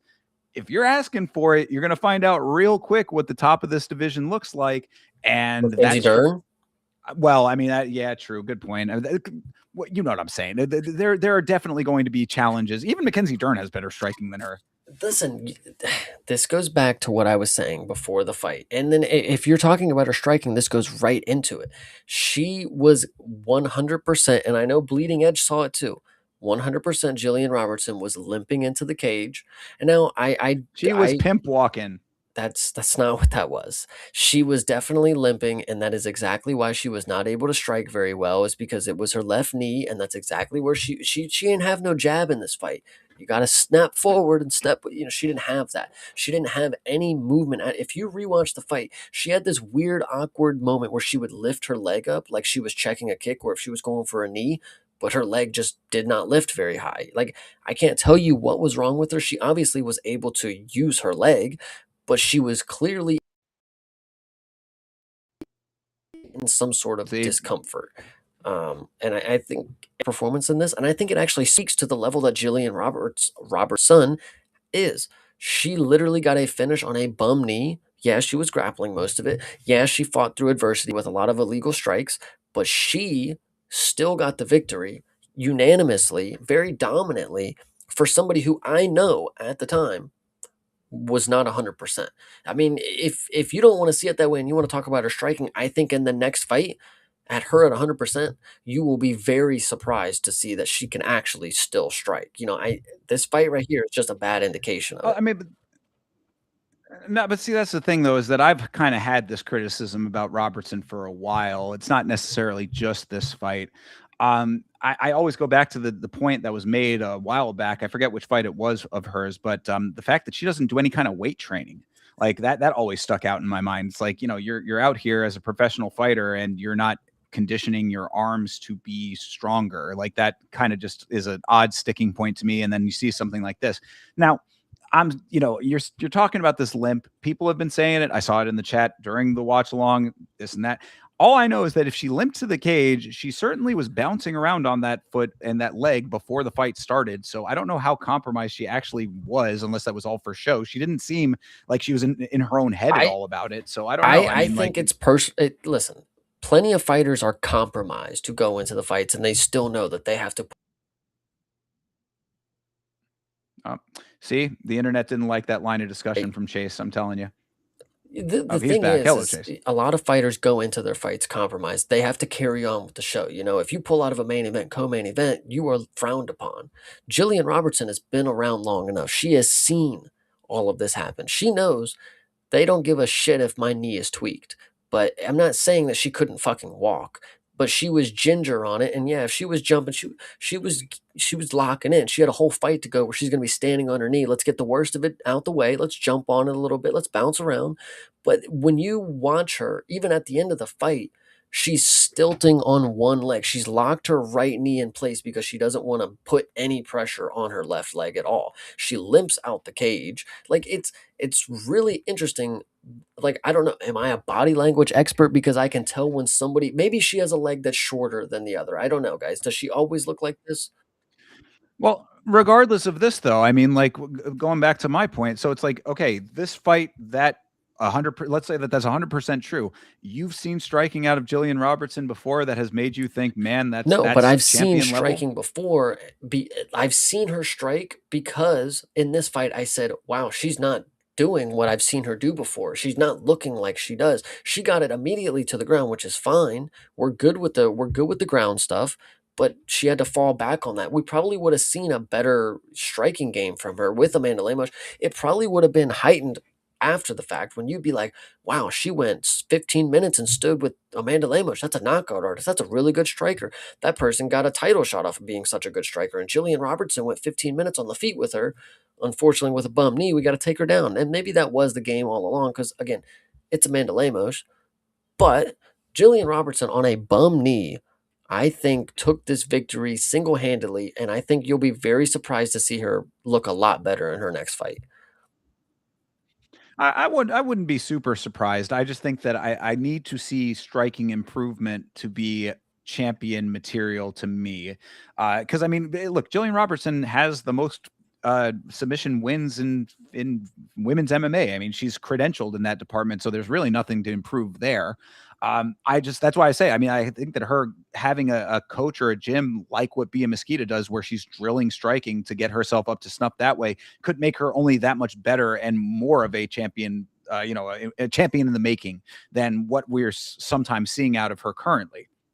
That's all I'm saying with that. Because really, I mean, a lot of this fight, sad to say, and especially it goes to your point even more so if this is the case, if especially if Robertson was compromised, I put a lot of the impetus on the way that this went on Lemos. I mean, Lemos, she started the fight pretty decently. Her striking was there. I thought she took round one personally, and then she just she didn't like turn up to the point of like getting herself into striking, consistently throughout the rest of this thing. Like I said, that Lemos should have tripled up on the striking in the third round after rounds 1 and 2, especially round 2, definitely. Like round 1, she may have won, whatever. Round 2, she definitely lost. Round 3, she should have tripled up on the striking, thrown with power, seen if she could have gotten Robertson off of her rhythm. If she was compromised, that certainly could have been the time that it would have been showing the most at the end of the fight. She just didn't do any of those things. So, I mean, instead, she ends up going for a top-down armbar that Robertson slipped out of immediately and ended up on top. It was just like poor navigation of These this are fight, not the I issues thought. that I had with Amanda Lemos. The issue that I had with Amanda Lemos is the fact that she only landed, in my estimate, throughout the fight, 6 total strikes, and all of them were back of the head elbows. And it's actually pretty insane that there was no issue with this. You don't you are you not remembering this? You rewatched this fight and you don't remember the back of the head elbows in this. I mean, not ones that were like as Oh no, blatant as these you're making these them were sound. I mean, horrible, I bro. guess And maybe it's pretty funny because the UFC page even posted them like, look at this work from Amanda Lemos, and it's like literally all the back of the head elbows. Like it was I remember the sequence There that you're was 2 talking about. different They didn't times that seem she was like doing it, bro. Yeah, it was very okay. bad. Yeah. Chat, let me know if we're cooking. Because I remember Bisbing kind of talking about that, yeah, this is the back of the head, this is the Yeah. front of the head, aka the face. I remember the commentary about it, That but it didn't seem as blatantly bad. I mean, that's usually I another do reason pick up why I on think those this is things. such a really good performance from Jillian Robertson is because injured and your opponent is cheating and you are still able to dominantly beat them for, 2 rounds or whatever you wanna call it. I think this was very good from Jillian, especially because, again, this is as if you saw Brian Ortega and Chris Barnett who rolled their ankles literally in the warm-ups kinda deal, whatever you wanna say. This is as if they came out and had a dominant performance after that. That's exactly what I read this as. I saw her walk in with one leg, basically. You go back to the Contender Series with the guy from Brazil who was in the Marines or whatever. I was like, that dude walked in with a fucking limp, and everybody's like, well, I mean, it's like that's impressive. If I see that there's something physically not adding up, and then they come out here and just fucking destroy their opponent. I mean, I don't have questions if you can go out here and do it, but it's like with DDP and the nose thing. If he never got his nose fixed, and then every time he'd gas out in his fights, and he'd be like, "Well, he just doesn't have all of his, he's got to get his nose fixed." It's like the fucking those fucking issues. So Jillian Roberts' son, winning after having all of these things against her adds to the. I think it just adds an extra layer to her. She's very, very good, and I think if you were not happy or if you did not feel that this performance was a good indication that Jillian Robertson can go get a belt,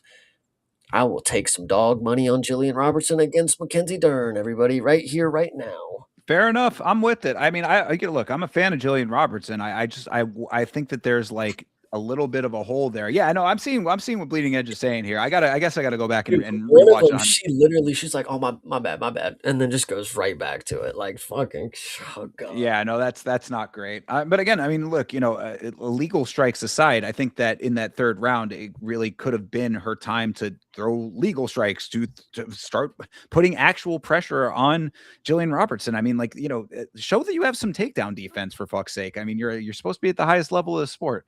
But either way, I mean, like I said, I'm not mad at the way that this all went down. I mean, Jillian got the win. I had picked her to win. All good there. It's more that I see the striking being an issue in the long term for her. There's a lot of different skill sets in women's MMA. It continues to evolve. There are definitely people that will strike with her a little bit more than Lemos did for whatever reason in this fight. Lemos is like the best option that they have for strikers right now in this division. I mean, Mackenzie Dern, I mean, she's the champ, and she literally got knocked out by Andrade 2 years ago. Like, I don't know. It's just crazy to think about. Well, then think about it in these terms. If she does have to go up against Virna, right? I mean, Virna coming off of the loss for the belt, then that's going to be grappler versus grappler to the nth degree.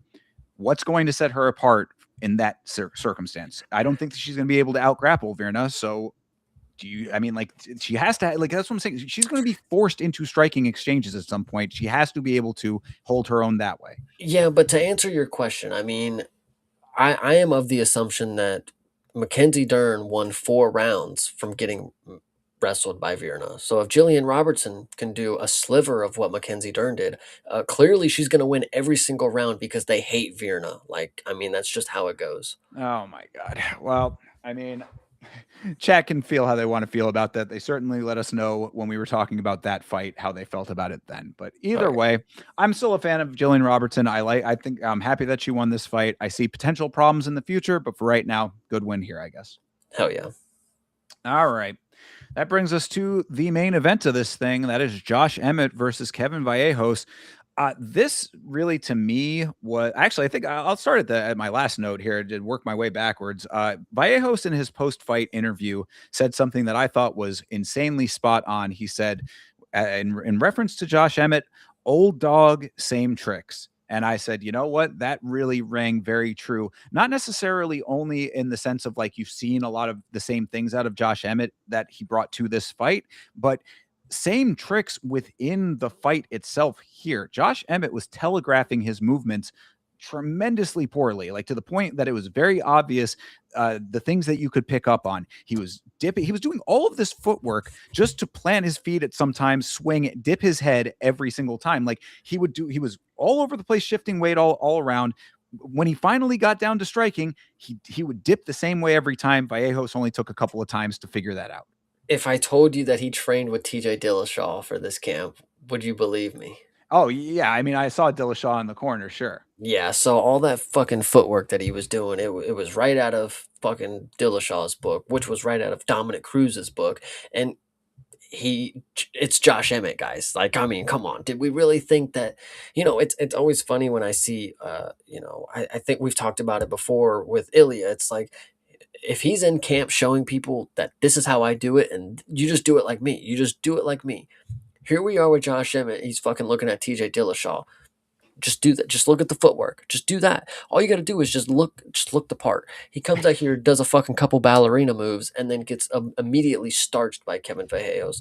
It's funny because it was really the stoppage by the referee was pretty questionable because the first initial flurry probably could have got Josh Emmett out of there. I mean, he was literally looking dead to rights. Props to Kevin because very confident, very measured. Let him escape right there. He'll get up and we'll get him back the next time. But I really appreciate the finishing ability because it oftentimes we see what Gautier in his last performance. He just let him off the hook too many times. Kevin gave him his one. They didn't end the fight. The second time we will make sure they end the fight. Shout out Kevin for this finish. And when I go back to his last performance as well, I said that he should have finished Giga, but I think he was a little too measured for a little too long. That fight was on. There was too many moments where he was waiting for nothing. I have no questions, no more. I have nothing else to know. Kevin Vallejos, this dude is definitely the truth. At 18-1, the last 3 or 4 of his fights in the UFC, he's won, and he's 20 something years old. I mean, guys, this guy is the real deal. I mean, it truly is something special. Oh yeah, absolutely. I mean, really, the adjustments that I asked for from Vallejos, like from the Giga fight, all answered here. I asked for Vallejos to start strong, be quick to the draw, be first to the striking. He did all of those things. This was really like I've never seen it so clear where I'm like, these are the things to improve, and he just checks every single one off of the list immediately. Like this was exactly the performance I was hoping for from him here. And yeah, and again, I mean, like Emmett unfortunately made it very easy. I mean, Hydra, making a good point earlier here, saying that this is another person who, another guy who tries to do the Dillashaw shift and gets fucked up for it. I mean, that's really what we saw here. Emmett literally move one way, move another way, dip. You'd think that after the first time that he got caught with the uppercut from that, he would have stopped that line of thinking and that line of movement, even if that is his coaching, even if that's what Dillashaw is telling him to do. Maybe like, okay, I just felt the power off of the exact game plan that I have. Might be time to switch to plan B. Did not do that. And then, yes, to your point, Vallejos very measured, knowing that he had the finish incoming. He really gave Emmett as much rope as he needed to sadly make himself look worse. I mean, this is not Emmett's fault. Obviously, he was already pretty well knocked out. But that one time where he let Emmett off just for a split second to give him a little bit of room, and Emmett just tries to swing at range and just fumbles himself. Yep. I was like, oh, buddy, that is not a great look there. So really, I mean, overall, a very perfect performance for Vallejos. He did everything I thought he needed to do. And Josh Emmett, bro, it's probably time to hang him up, my dude. You're 41 years old, 40 years old, whatever it may be. And, again, it goes back to what Vallejos said, old dog, same tricks. I don't think that there's much left for you, pal. Now we need Josh Emmett. He's still ranked. We got to give him Rahiki. I think that's about right. I think that sounds good. Have him stay around long enough to get the Rahiki fight. Hell yeah, we'll see if Rahiki can break that dude's jaw next. But I'm liking that. That's fine with me. Either way, I mean, Vallejos is up, bro. I mean, it's exactly what you said. You've seen enough. I thought that I had seen enough out of the Giga fight with a couple of small adjustments, which all were made here. So I really don't have anything to add on that. No more notes for me. there was a very funny meme. If you know the George Bush 9/11, the dude whispering like, you know, there was that meme and it was Volkanovski's face and it was the dude whispering. there's another Ilya in the division, dude. So shout out, man. It was unbelievable, but we had our Oh. moment to get Volk the belt back, but Vallejos is on his way, I guys. mean, and this right here, yet another great example of why every card matters. And, for these people who think, oh, the Apex, not as exciting, whatever, blah, blah, blah. This is where you see the future stars making their names, that making the performances that inform their future output and their future standing in this sport. So, talking this whole thing through, Chase, what did you think of UFC Vegas 114?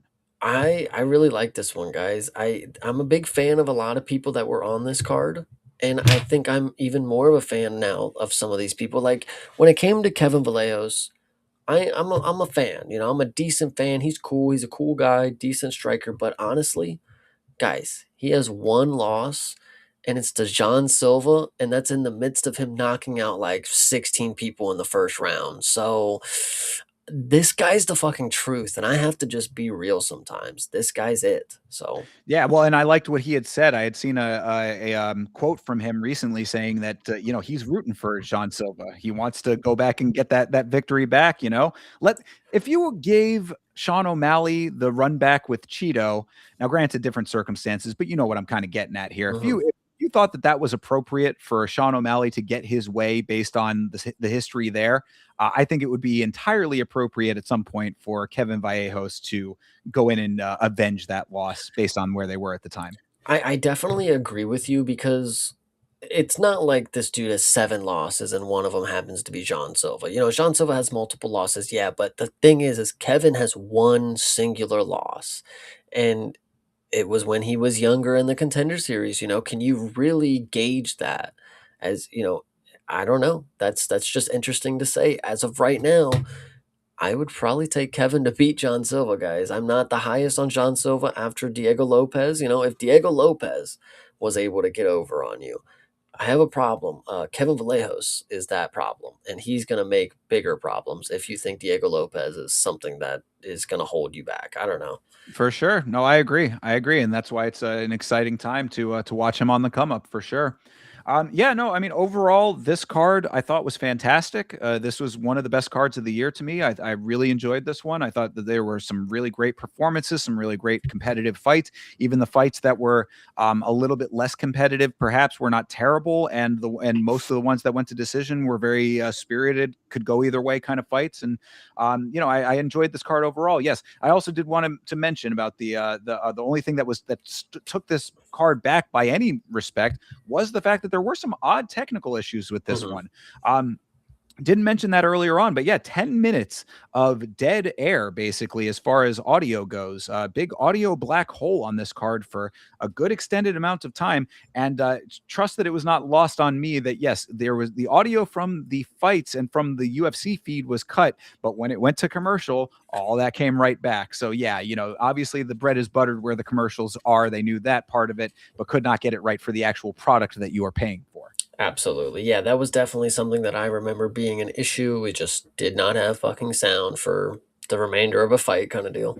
Yeah, and issues that we did not have, at least not to that extent, in the ESPN era. So, I mean, I am not one that has had the same amount of problems that other people have had with Paramount, but there are certainly noticeable things that have been coming up. Another lesser talked about one for this card specifically, I think, was on the UFC side.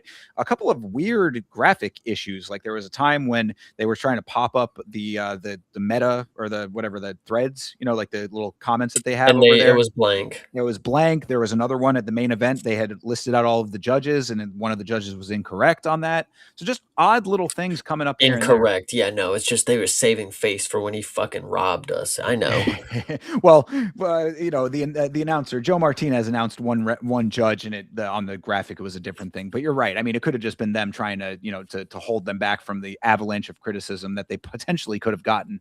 Either way, it would be very, very prudent and appropriate appropriate for Paramount to get their shit together at this point, because we are now well into the Paramount era. This train is out of the station now, and for them to have this amount of problems at this stage in the game, you can't. I mean, to be flat out, I mean, this is inappropriate for the level of the sport and for the amount of money that you paid for this product. You need to be putting the infrastructure in place to give it to the fans. Yes, absolutely. That being said, though, really happy with this one. So, yeah, I mean, that's any final words on this thing. Like I said, I thought it was fantastic. One of the best cards of the year so far. This one was real. This one was really good. Yeah, this one was fine. A few stinkers, but we're fine with it. It was good. I mean, like I said, I think that the stinkers were not as stinky as they certainly could be. You know. I don't know that Petrino fight was pretty boring. Oh, I think that you're being overly harsh on that one. I thought that it was still a decent fight. I think that you're just. I think your hatred for Petrino is bleeding over into that. Yeah, maybe.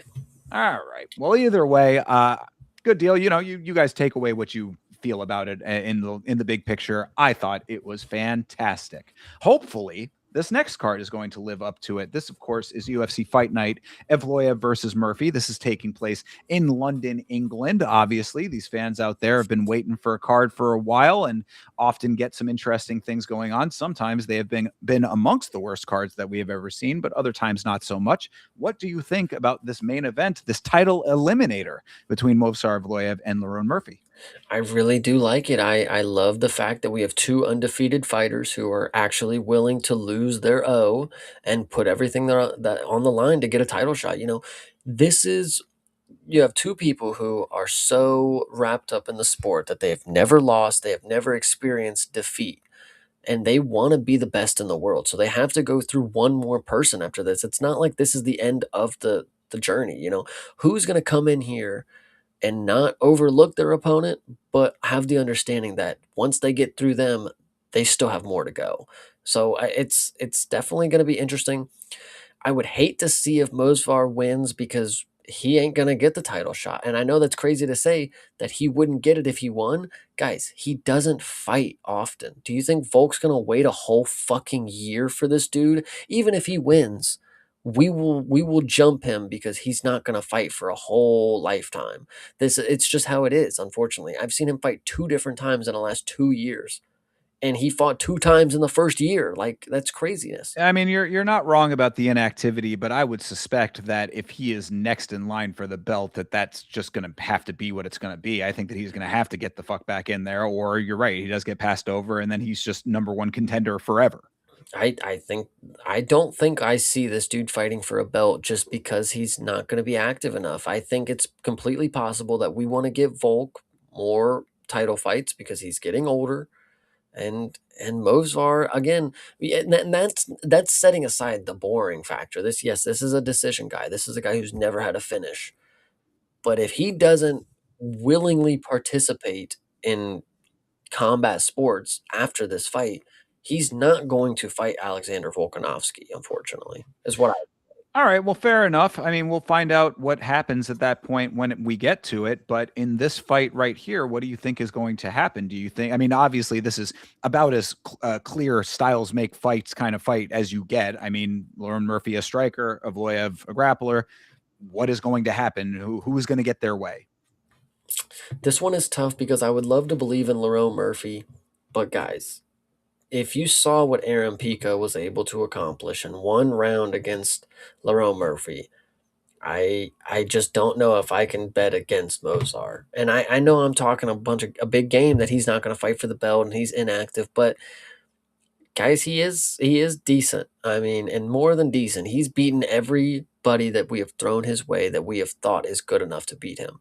And even in his debut, or not his debut, but Diego Lopez's debut, I mean, that's a dude who just fought for the belt two different times. And Mosvar beat that guy. Lerone Murphy is maybe just not where I think he needs to be to win this fight. I'm gonna go with Mosvar by submission, I think. Yeah, no, I mean, I am also sadly going with Movsar Evloev. I think it'll probably not be a submission. I think it'll be a lot of rolling around, be a lot. I think it's going to be a lot like Miktabek and Chris Curtis in a way, maybe less wrestling heavy, but on the ground, just a lot of the things that make Movsar the fighter that is exactly what people think about him, that he's, kind of bores people. He's doesn't have a very fan friendly style, but he has a style that is very effective, that he has honed very well. I mean, it's an unfortunate reality, and that's another one of those things that when you talk about this sport, like, people get all up in arms about the style of these fighters when it wins them fights, and they are not necessarily here to impress you. So like, they if their goal is to win the fight, that's what Movsar does, and that is what he has done 19 times effectively. I don't see Lerone Murphy's skill set being able to last in a 5-round fight against a dude who's going to be able to get his hands on him, get him, muscle him around, do all the things that that Movsar has done to everybody else. I hate to say that. I like Lerone Murphy a lot. I think that I always go back to the Edson Barbosa fight. That was the time when I said Lerone Murphy has champion potential. But then we saw him get muscled around a whole bunch by Dan Ige, and that's where the opinion started to change. So I don't see a skill set that is in place to handle the Dagestani style. Just is what it is. Yeah, I definitely agree with you. I'm taking Mozart. Yeah, so am I. And then we'll see if Movsar is inactive enough to not fight for the belt. I mean, I would think that should light a fire under his ass that he has to come back if he wants to actually be the champion. But who knows if he does or not? Who knows a lot of things about Movsar? He's a guy who likes to hang out doing other things a lot of the time. We don't even hear from him a whole bunch. Yeah, but that comment from Hydra that he just posted, that should let you know all the information you need to know about him. So anybody out there reading, have fun with that one. But let's see. Did I disconnect again? Did I disconnect again? Or did Thinker disconnect this time? Oh, brother. Let's see what we got here. Oh, is it me or is it Thinker, everybody? Do I have to continue the show on my own? Here he goes. There he. Mm. Okay. Was it me or you that time? Who knows? I don't know. I mean, it was coming up. Always does that at weird times. So I'm just hoping that the internet holds out because it has been going out around this time. Good deal. All Oh, right. and here we go again. So, Well, we have a little bit left to discuss, so we can jump right yes, of into the course. co-main. Absolutely. Move in and hopefully outrun the internet. Luke Riley is in the co-main with Michael Aswell. What are you thinking here? This is a co-main event if I have ever seen one. I like it. This is nuts here. Luke Riley is somebody who had a good performance in his contender series, but co-main event is pretty crazy. Michael Aswell, Josh Van's best friend. What can you say? I'm going to go ahead and take the dog here.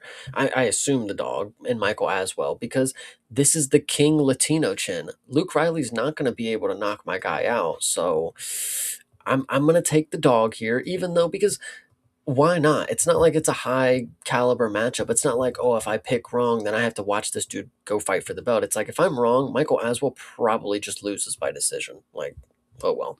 Yeah, well, and that's why I think I'm going with Luke Riley. Is yes, Michael Aswell is the Iron Chin. I mean, he is the Iron Chin of Texas. The most certainly that's when we talked about Belagioki in the last fight. That's where you really saw Belagioki striking come into its own, or at least be showcased in that capacity. Is because Michael Aswell tanks shots like nobody's business. However, he does tank a lot of shots. So that being said, I think that Luke Riley, even though we have not seen enough out of him to really get a full-on informed opinion, if Michael Aswell took that many shots from Belagioki, they're setting Luke Riley up for a big moment at home in England.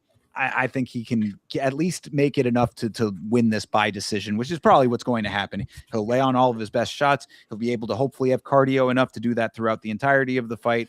Aswell just not able to keep up with all of that. Loses by decision at home. Not the worst loss for Aswell losing overseas. Everybody goes on to their next fight thereafter with Luke Riley getting it done in the hometown. I don't hate it, but I still want to take. I'm taking my Josh Van's friend pick. I like it. That's fine. And, I like Michael Aswell. So if he can pull the upset off in England, then go USA. I'm cool with that too. Hell yeah. Yeah, I'm going to take Luke Riley in this one. All right. MVP Michael Venom Page is fighting Sam Patterson, the man who has been consistently counted out. This is England versus England. I love this fight right here. I think this is an excellent fight. This one is an interesting one, but I'm gonna stick to my guns and believe that MVP is just one of these guys that is a special talent that is a lot better than people give him credit for. He hasn't fought in a while, but he has wanted to be active. He's obviously taking on a non-ranked opponent, which is very risky for him if he actually wants to be competitive towards the top of the division and actually fight for a belt. Doesn't really seem like he's interested in doing that anymore. This could be a ploy to get lower ranked just so he has somebody to fight. I don't know. But I'm going to go ahead and take MVP with that being said. Yeah, this is a tough one for me because, as I said, Sam Patterson is a guy who's been counted out consistently and then come like to overcome that. Like, I mean, Sam Patterson is a tough fighter, man. Like, he really does not get as much credit as he deserves. But I do think that this might be a little bit too big of a jump in talent level right here. Like, I think MVP is just a little bit craftier than what Sam Patterson has ever faced before. And the skill set that Sam Patterson has, I don't think is going to be able to overcome the creativeness of MVP. I think that's the problem here. MVP, all of the things that you know about him, all of the things that make him a hard fight for a lot of guys, the same things that were giving Kevin Holland all those problems back in his debut or whatever. These are the things that I think that he brings to the table against Sam Patterson, who's just not going to be at the level of being equipped for it. So it's unfortunate because I don't want to see Sam Patterson's little win streak that he is on derailed, but I think that MVP has all of the tools to be the winner of this one. So you're going MVP as well? I am. I hate choosing against my guy Sam Patterson. If he wins this fight, I will be very much kicking myself. But Oh, yeah, I'm gonna go with MVP. easy. Easy. All right, next one's easy too. This is Ivo Baranchevsky versus Austin Lane. Good Lord, you want to talk about teeing up Ivo for another highlight-worthy performance here. This is exactly what they are doing with this matchup. Yep, this one is very easy for me. I would say place your money for this not to leave the first round. Take Ewo by knockout. Easy. I mean, yeah, I don't think that there's really any two ways about it. Austin Lane is really just a guy who they put up against dudes to make them look better. Evo coming out here, putting on, potential fight of the year last year. This dude is going to go in here and blitz the ever loving shit out of Lane. Lane does not have any skill set that's going to be a problem for Evo. Not that we have seen anyway. I mean, it's not like he's going to go and level change and make this a more entertaining fight or more exciting fight or a more what if kind of fight than what you're thinking about it right now. I think Evo, we don't have the odds here, but I would imagine that he's probably going to be the biggest favorite on this card based on this matchup. Go with what you know. I mean, there's no two ways about it. Evo round one knockout is probably about the safest method that you're going to have on all of this card. Yes, absolutely. And I love it, honestly. I mean, it's exactly valid. I mean, we should not have any questions. It's Austin Lane. This will probably be the last performance that he has in the UFC if all goes well. I mean, Hydra is coming in with a little bit of a curveball here, saying that Evo said in an interview that he might want to throw in some judo, so taking over half a round might be the way. But I mean, a lot of people say a lot of things. I think that going in with the skill set that he has already shown is probably the safer mindset, but that is certainly something to keep in mind. So thank you for putting that in. Well, the thing that I would say to that is that it's probably likely that we get to see some judo out of Ewo because Austin Lane's probably going to try to tackle, bro. Ex football player, definitely the wrestler style. If he ain't got the striking and he don't want to stand with this dude, I would say Austin Lane shoots for a takedown and Ewo fucking flips him. So Yeah, certainly could be. Any of these are possibilities, but all of them lead to the same conclusion, which is Ivo Baranchevsky getting a vicious win here. So, yes, rip Austin Lane, stick with Evo. We're both going with Evo, I'm yep. assuming here. All right, very good. Next up, oh, look who's back. Roman Dolidze is fighting Christian Leroy Duncan. I mean, Roman Dolidze got ridiculously outworked and outmaneuvered and then had his head snatched off by Fluffy. Christian Leroy Duncan is fighting outside of the apex. What are your thoughts here? That's the key here. Christian Leroy Duncan does not perform when he is outside of the apex, hence why he gets shipped back to the apex to go fight. That's the more interesting thing. He goes up and faces who the fuck was it? I forget that fucking dude's name. Pulayev in England, and gets a boring decision. They send him back to the Apex against a very scary opponent in Marco Tulio, and what does he do? Destroys that dude. Roman Dolidze, though, in England, Christian Leroy Duncan, those bright lights are just too much for him. So I'm really gonna take Roman Dolidze here because, again, I took him against Fluffy. I've taken him against a couple people because he really does speak to me as somebody who has the skills in this era that he could be very good, even at 37. And at this weight class, he has the stalling kind of ground pressure kind of deal. He could win this if he gets Christian Leroy Duncan down. And if Christian Leroy Duncan gets down, I'm gonna say that he's probably looking up at those lights a lot longer than he's expecting to. That's what I'm hopeful for. Yeah, I'm certainly understanding the thought process with that. Just Delete has been such an underwhelming guy in a lot of ways to me. I mean, you certainly see a lot more in him than I do at Mhm. times, and I mean that's even coming from like the wins that he has had. It's like it feels like he wins, but it's never like that. Like you never have that moment of like that's the guy out of him ever. Like never ever. I don't think. I mean, like this is a guy who's been close to title contention in the past. I mean, or at least closer than he is now. It's just I've never really like seen that level of like go out and get it out of him. Christian Leroy Duncan has been a dude that's been spotty to me as well, but does pull victories out. Man, I know I understand the the like all of what you said about the apex and the lack thereof. With this fight, the back and forth element of it. Christian Leroy Duncan at home. I'm going England on this card, man. I think I'm going to England heavy, it would seem, but I think I'm going to go with Christian Leroy Duncan. I think that Delete is just too far gone. Hell yeah. All right. Chase, are you attracted to Delise or something? Does he have pictures that you don't want us leaking? What's going on, man? Dude, Yes. Roman I Delise, guys, you guys are saying that he doesn't give you the moments that be like, that's it right there. It's like you don't need the one moment that tells you it. He does everything else in the fight that shows you that he's a world class right. competitor. He's consistently mid, guys. That He's Listen, when you have somebody like that, they can selectively win against people. You have Christian Leroy Duncan, who is selectively amazing, versus the guy who's consistently mid.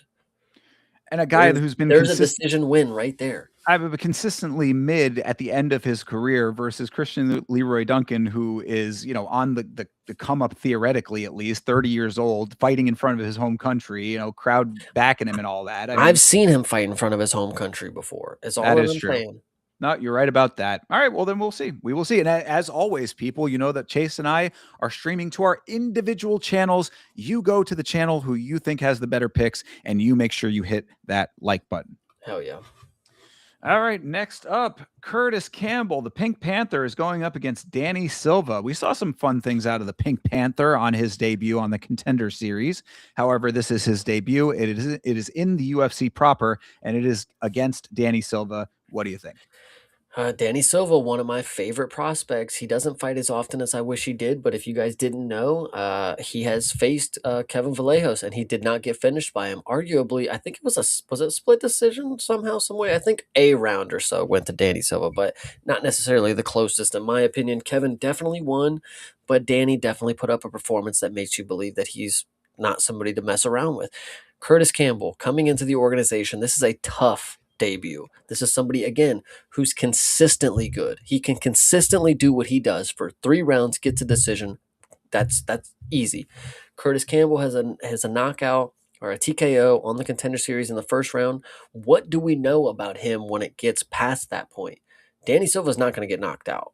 He's going to go to decision. Now it's just really up to Curtis Campbell to be able to take the reins. Are you going to be able to lead with damage? Because Danny Silva's he's a volume striker. He's going to be able to put a pressure on you. He's going to walk you down, and he's going to drop a lot of strikes on you. So Curtis Campbell, his only way to win is to nullify the striking and get it down to the ground, and or lead with damage and open up Danny Silva or knock him down, whatever you want to say. But at 23 years old, I don't know. We have too many 23, 24 year olds going around right now that are good. I mean, it's hard for me to say like that 23-year-old's going to be the guy too, because guys, that's really fucking young. That's really fucking young. Like, I don't know. True. I mean, you're making good points. I mean, I think the other thing about Campbell that I noticed pretty early on is this guy is blind. People, Mm, I don't know if you recognize that or remember that, but he wears glasses that are about as thick as Coke bottles. I don't know if that obviously did not play a factor in his first fight on the Contender Series, and he has never lost. He's 8-0. But I mean, granted, you can put that to the side. That's just something to keep in mind. The same way that Dair Nurgashai has the tick. It's like mhm. he's still winning fights. Put it to the side as a little thing in the back of your mind. Danny Silva has been pretty consistently decent. At least off of what we have seen, even in defeat. I think that he holds his own. I think you're making good points about that. Campbell, it took a while for him to get that victory, if I recall. I don't It think it was a was around. minute, Oh, was it that early? My mistake then. Sorry, I thought that it was a little bit longer than that. I thought it went into the second round. So if that's the minute case, 20 seconds. minute 20 seconds, then that is a misremembering on my part. I'm still going Danny Silva though. I mean, this is I think about as clear of a we don't have enough information as it gets. Like you said, also a young guy, so there might not be that much information to be had in general about him yet. Coming off the Contender Series, Silva with UFC experience, especially he said Kevin Vallejos, he's got a little bit of a crash course in the sport at the highest level from that.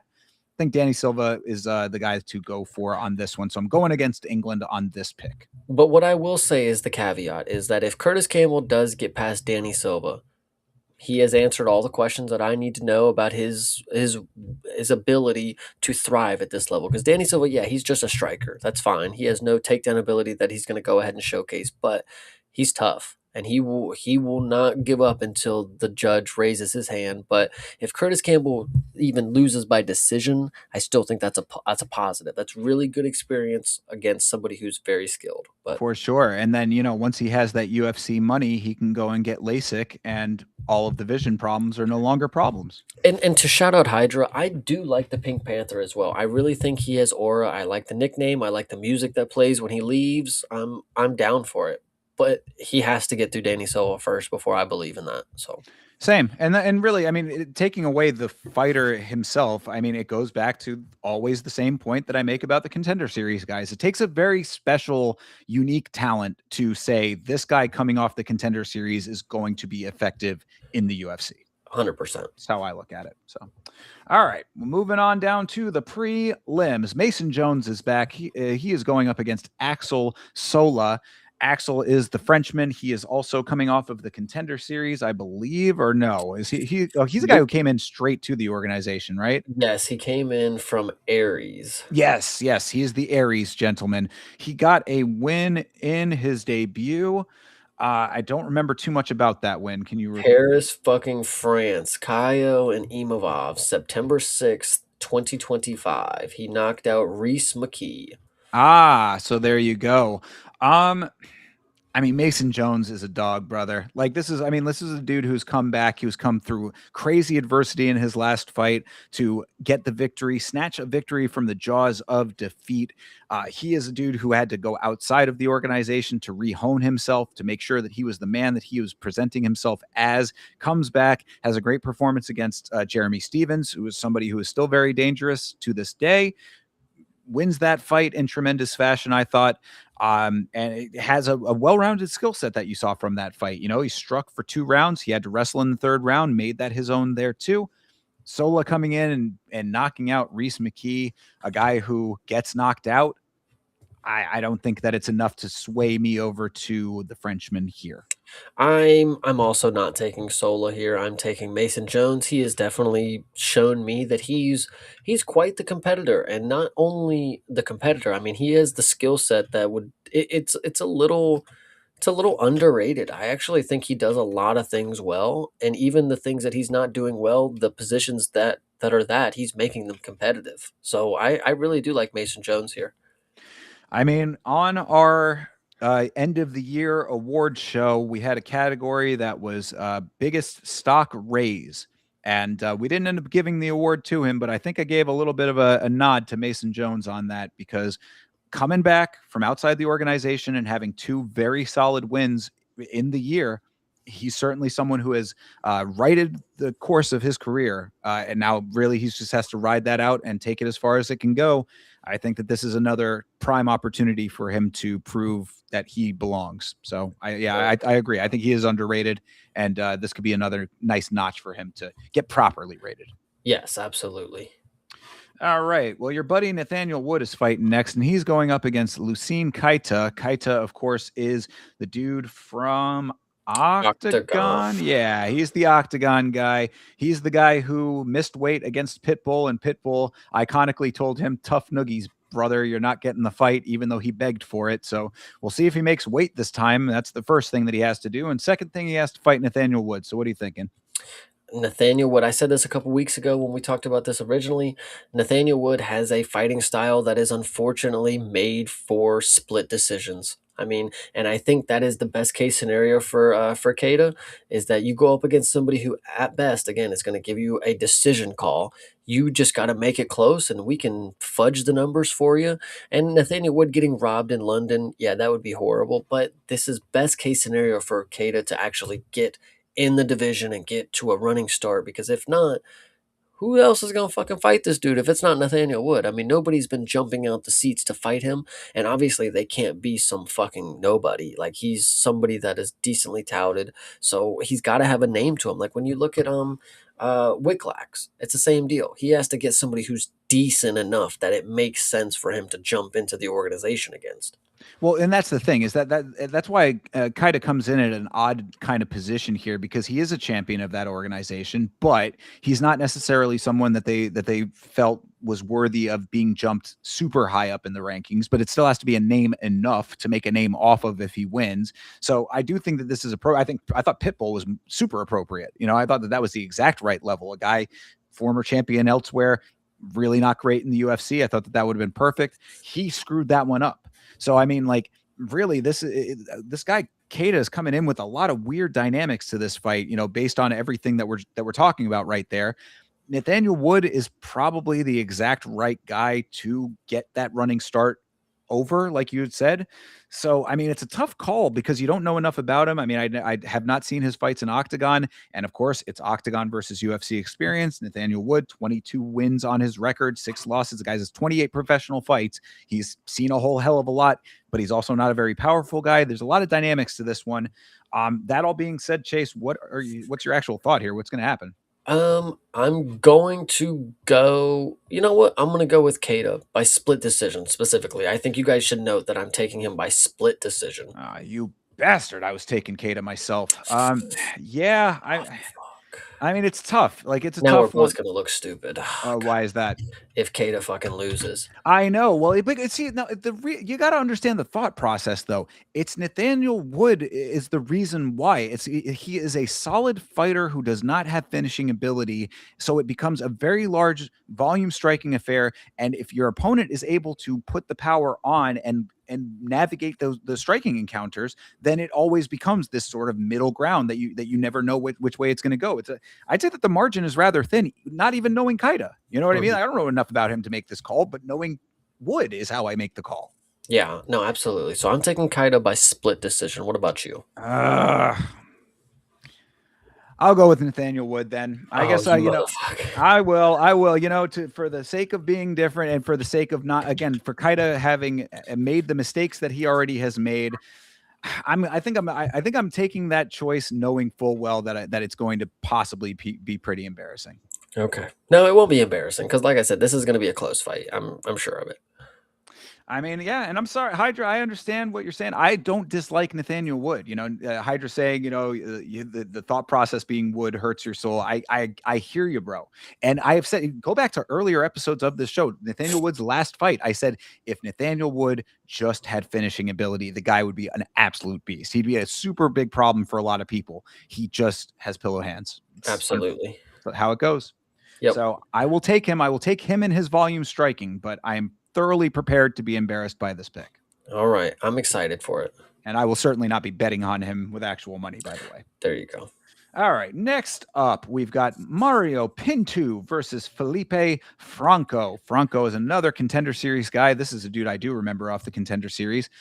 Big knockout guy. Pinto, a dude, making a little bit of a name for himself, getting some good wins in the organization. He's a hometown guy to an extent, Portuguese out of England. What are you thinking?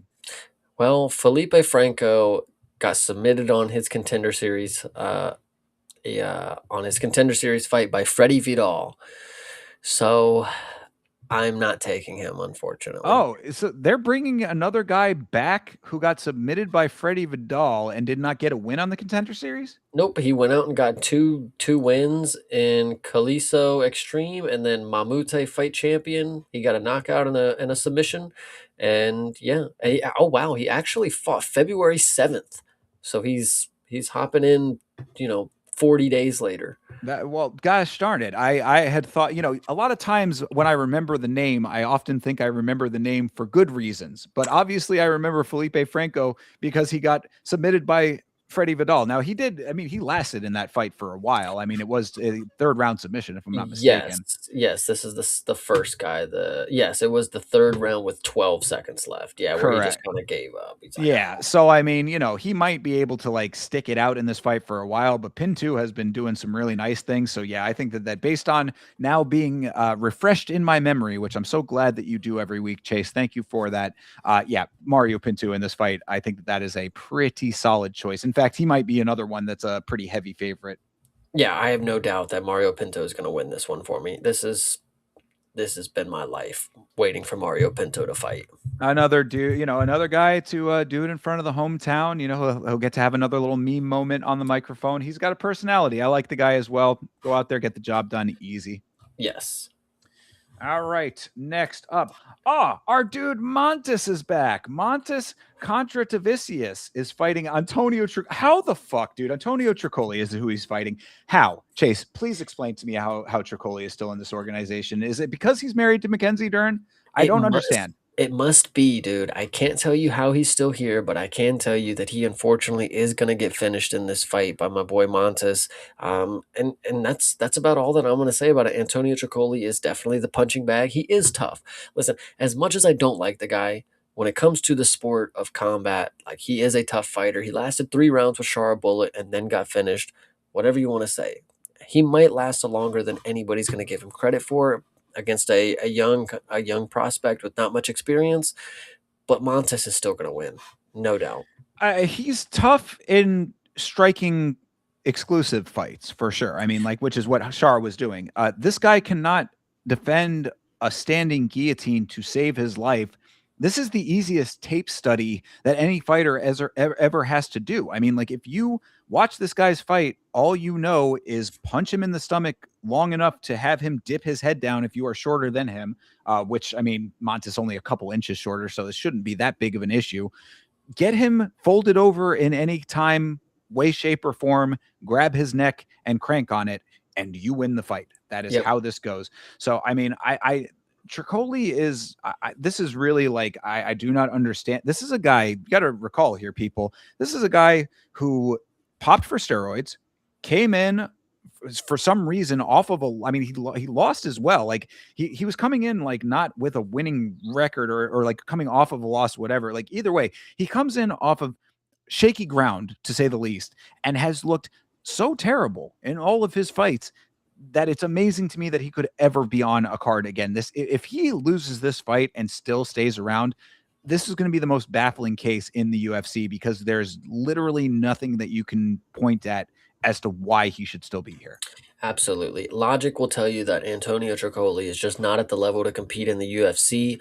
Therefore, I'm not going to be placing USD on him ever again.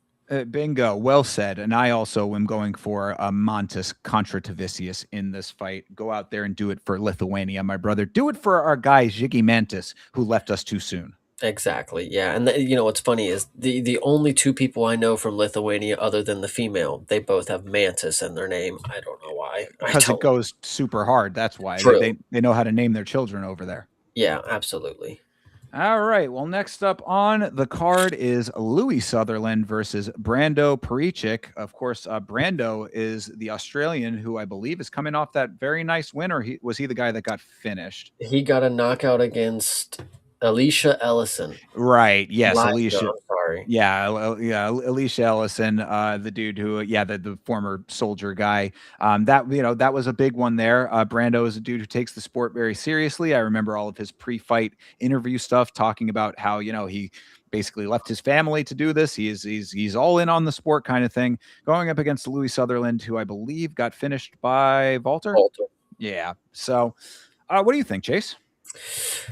I think I'll probably just take Brando just because I'm curious to see what a young prospect in the heavyweight division is going to look like in 2026. Louis Sutherland, obviously, just not anybody that you need to look out for. I'm not going to lie to you, bro. The one thing that sticks out with Louis Sutherland and why I am also going with Brando Perichik on this fight is I recall going into the Walter Walker fight, commentary was saying Sutherland's corner, they know everything that Walter's coming in with. You don't think that they know about the heel hook? These guys are in there training every that Sutherland has all of the skills, all of the resources, all of the technique. And what happened?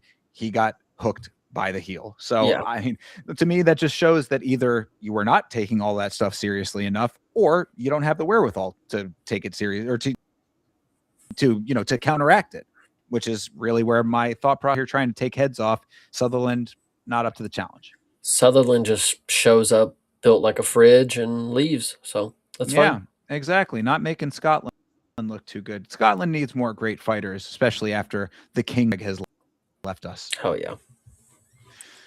All right, going on down fights on this card. There's Shamrock. He is fighting Abdul Karim Al Sawadi. I mean, this if you were talking about teeing up Shamrock, dude, Shamrock getting some kind of Dana White privilege over here, which I do not understand. He did not look great in his first fight. This is Shamrock, the same guy that has the weird running away from the law history and all this kind of stuff. He's an odd character, kind of kicking himself after getting dominated in his first fight, and then they give him Al Sawadi. I don't understand this one either.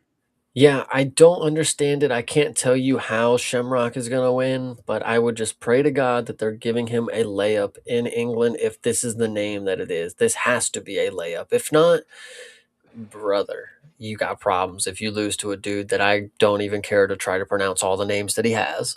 So, Yeah, no, absolutely. I mean, and we've seen Al Sweaty not be good already. So, like, I mean, Shamrock, you have to win this fight. Like, there is mhm. no two ways about it. If you do not win this fight, then you are not cut out for the UFC, and there's no two ways about it. Yeah, no, 100%. All right, so we're both going Shamrock on that one. Yes. Oh God, I really don't want to put I don't like doing that because I'm not a big fan of that guy, but whatever. All right, next up, yes, I knew you were going to be excited about this one. Of course, this is Chanel Dyer versus Ravina Oliveira. Chanel Dyer, the English queen out here with all the belts. She's got every accolade that you could possibly imagine, right? That was her in the picture, yeah? Yep. Yep. Yep, absolutely. And to just have a point, the woman that she faced on the Contender Series and got her ass whooped by, too. She did pop for steroids, or Oh, she popped for something. So I would love to let you guys know that there's an asterisk next to that ass whooping. But she did go out there and Chanel Dyer, I have said this, she got into the UFC. Listen, she lost very convincingly. She didn't really have an opportunity to win, but not many women will continue to get beat up like that. They will continue to fight 3 rounds after losing every single one of them very convincingly, getting knocked down multiple times in every single round. She has heart, and I've seen it, and I know she has skills because I know she has, governmental commissions that are fucking backing her with all these golds and shits that she has. She's going to come out here and win this fight. I mean, obviously, in England, they want her to. Nobody's going to believe that she can because of how bad the performance was in the Contender Series, but she's going to win this fight. I mean, I'm 100% positive that she gets this one done against a Brazilian Oliveira that ain't Charles. Give me a break. can you do me a quick favor, Chase, and look at Ravina Oliveira's record real quick and tell me what her last fight, how that ended? She lost to Stephanie Luciano by submission. And then It, before that was 2 years ago to Tayanara Lisboa. yeah. Exactly. So really what I'm getting at with that, I remembered her coming off of the loss. This is not a for people who don't know Ravina and think, oh, you see a Brazilian girl, this is going to be the grappler that you think that she's going to be. Not this one. Not this one. She got submitted by her opponent there as opposed to being the submitter.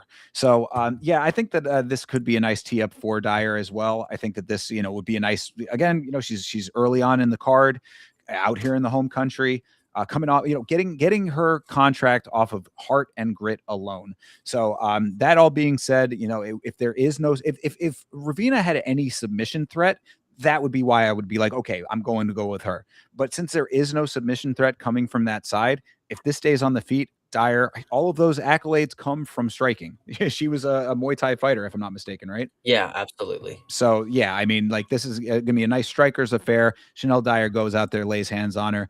She might even get the finish here. Yeah, I would love to believe that we're going to get. I've said this a while back. According to the stats, there's not that many English women that have ever been in the UFC, but for the most part, they're finishers. They are finishers. So there you go. So yeah, I mean, I think the Chanel gets the job done here as well. I think that would be a nice way for her to loss with the asterisk. Oh, yeah. All right, and starting off this card, your girl Melissa Mullins is fighting Luana Carolina. Luana Carolina, who has been possibly one of the least exciting, a person who has been one of the more underwhelming fighters that I can think of in recent memory, versus Melissa Mullins, who good but has had a couple of spotty instances. Luana Carolina has been KO'd, TKO'd by Molly McCann. There you I go. have nothing else to say to you guys. That's another English woman who is a lot inferior, a lot more inferior to Melissa Mullins. But in this matchup, what I would like to believe is, because I follow Melissa Mullins on Instagram, she's always working on her grappling. I'm going to say we're going to get a submission win for Melissa Mullins in this one. She hasn't had one in her career yet, which would sound crazy if she has some illustrious regional background, but she's 7-2. So submissions, if she has that in her game, if she's willing to utilize that, they're going to start racking up. So Fair enough. I mean, I like it. I also saw Mullins, early on in her career, and was impressed then. Couple of times of adversity here and there does not surprise me. She's only 7-2 in the mhm. big picture, so it's not like she's on some crazy losing streak or in jeopardy of any kind of real negative repercussions. From any of the losses she's already taken. She is a little bit older. She's 34 years old, so you want to see some of these things kind of getting ironed out, like right here, right now. But Luana Carolina has been, like I said, the only word that I can think of to describe her is underwhelming and under delivering. So I will also go with Melissa Mullins here. And just to finish it up, I am not surprised that you follow her on Instagram, Chase. Yeah, absolutely. You took Chanel as well, right? Yes, I did. Okay, just making sure. But yeah, no, absolutely. I follow Melissa Mullins on Instagram. I had to find out if she had a boyfriend or not, and she does. I think she's married, but either way, she's cool. Well, there you go. All right, fair enough. So, yeah, I mean, those are the you got all of our picks locked in there, Chase. All of the picks are locked in here. All right. Well, then that takes us to the end of it, and we will find out who wins all of these fights on Saturday. Of course, this is an earlier start time, by the way. This is 4 o'clock p.m. for the main card, 1 Oh, o'clock p.m. 1 p.m. is the start time for this thing because it is in England. So make sure that you set your clocks and calendars accordingly. Early card for this thing, but we will be on our individual watch alongs. I don't know. I guess I know that I will. Hopefully Chase will be as well. yeah. You can find me at youtube.com/@YamaShow for the watch along of this event. Chase, I know you can tell them where they can find you. They can find me hanging out with my new favorite friend, Miktabek Orabai, on youtube.com/@CPSmalls. And of course, if you guys want to come hang out with Miktabek with me, you're more than welcome. He'll be here as always. I think you have to, man. It's just too iconic. Such a baller move that you got that. I am at Yamashow on I'm at Yamashow on Instagram and Twitter and on Facebook. Make sure you follow your boy on the socials. And of course, if you were not here earlier in the stream, I must reiterate that this Wednesday, everybody, will be the big reveal of the merchandise. So please make sure that if you are wanting to get merchandise, that you come around, because there's going to be something very special for all you guys that are there on that live stream. So Wednesday, either 8 o'clock, 9 o'clock. I'll let you know the start time coming up very soon. make sure you're following the socials so that you know about the start time for it. But the merchandise reveal is this Wednesday, and I appreciate so much your support. Appreciate your support on this very podcast right here as well. Oh yeah, you guys are awesome. All right. So until then, everybody, I'll see you on Wednesday. Have a great rest of your night, a great rest of your week. And as always, fight on.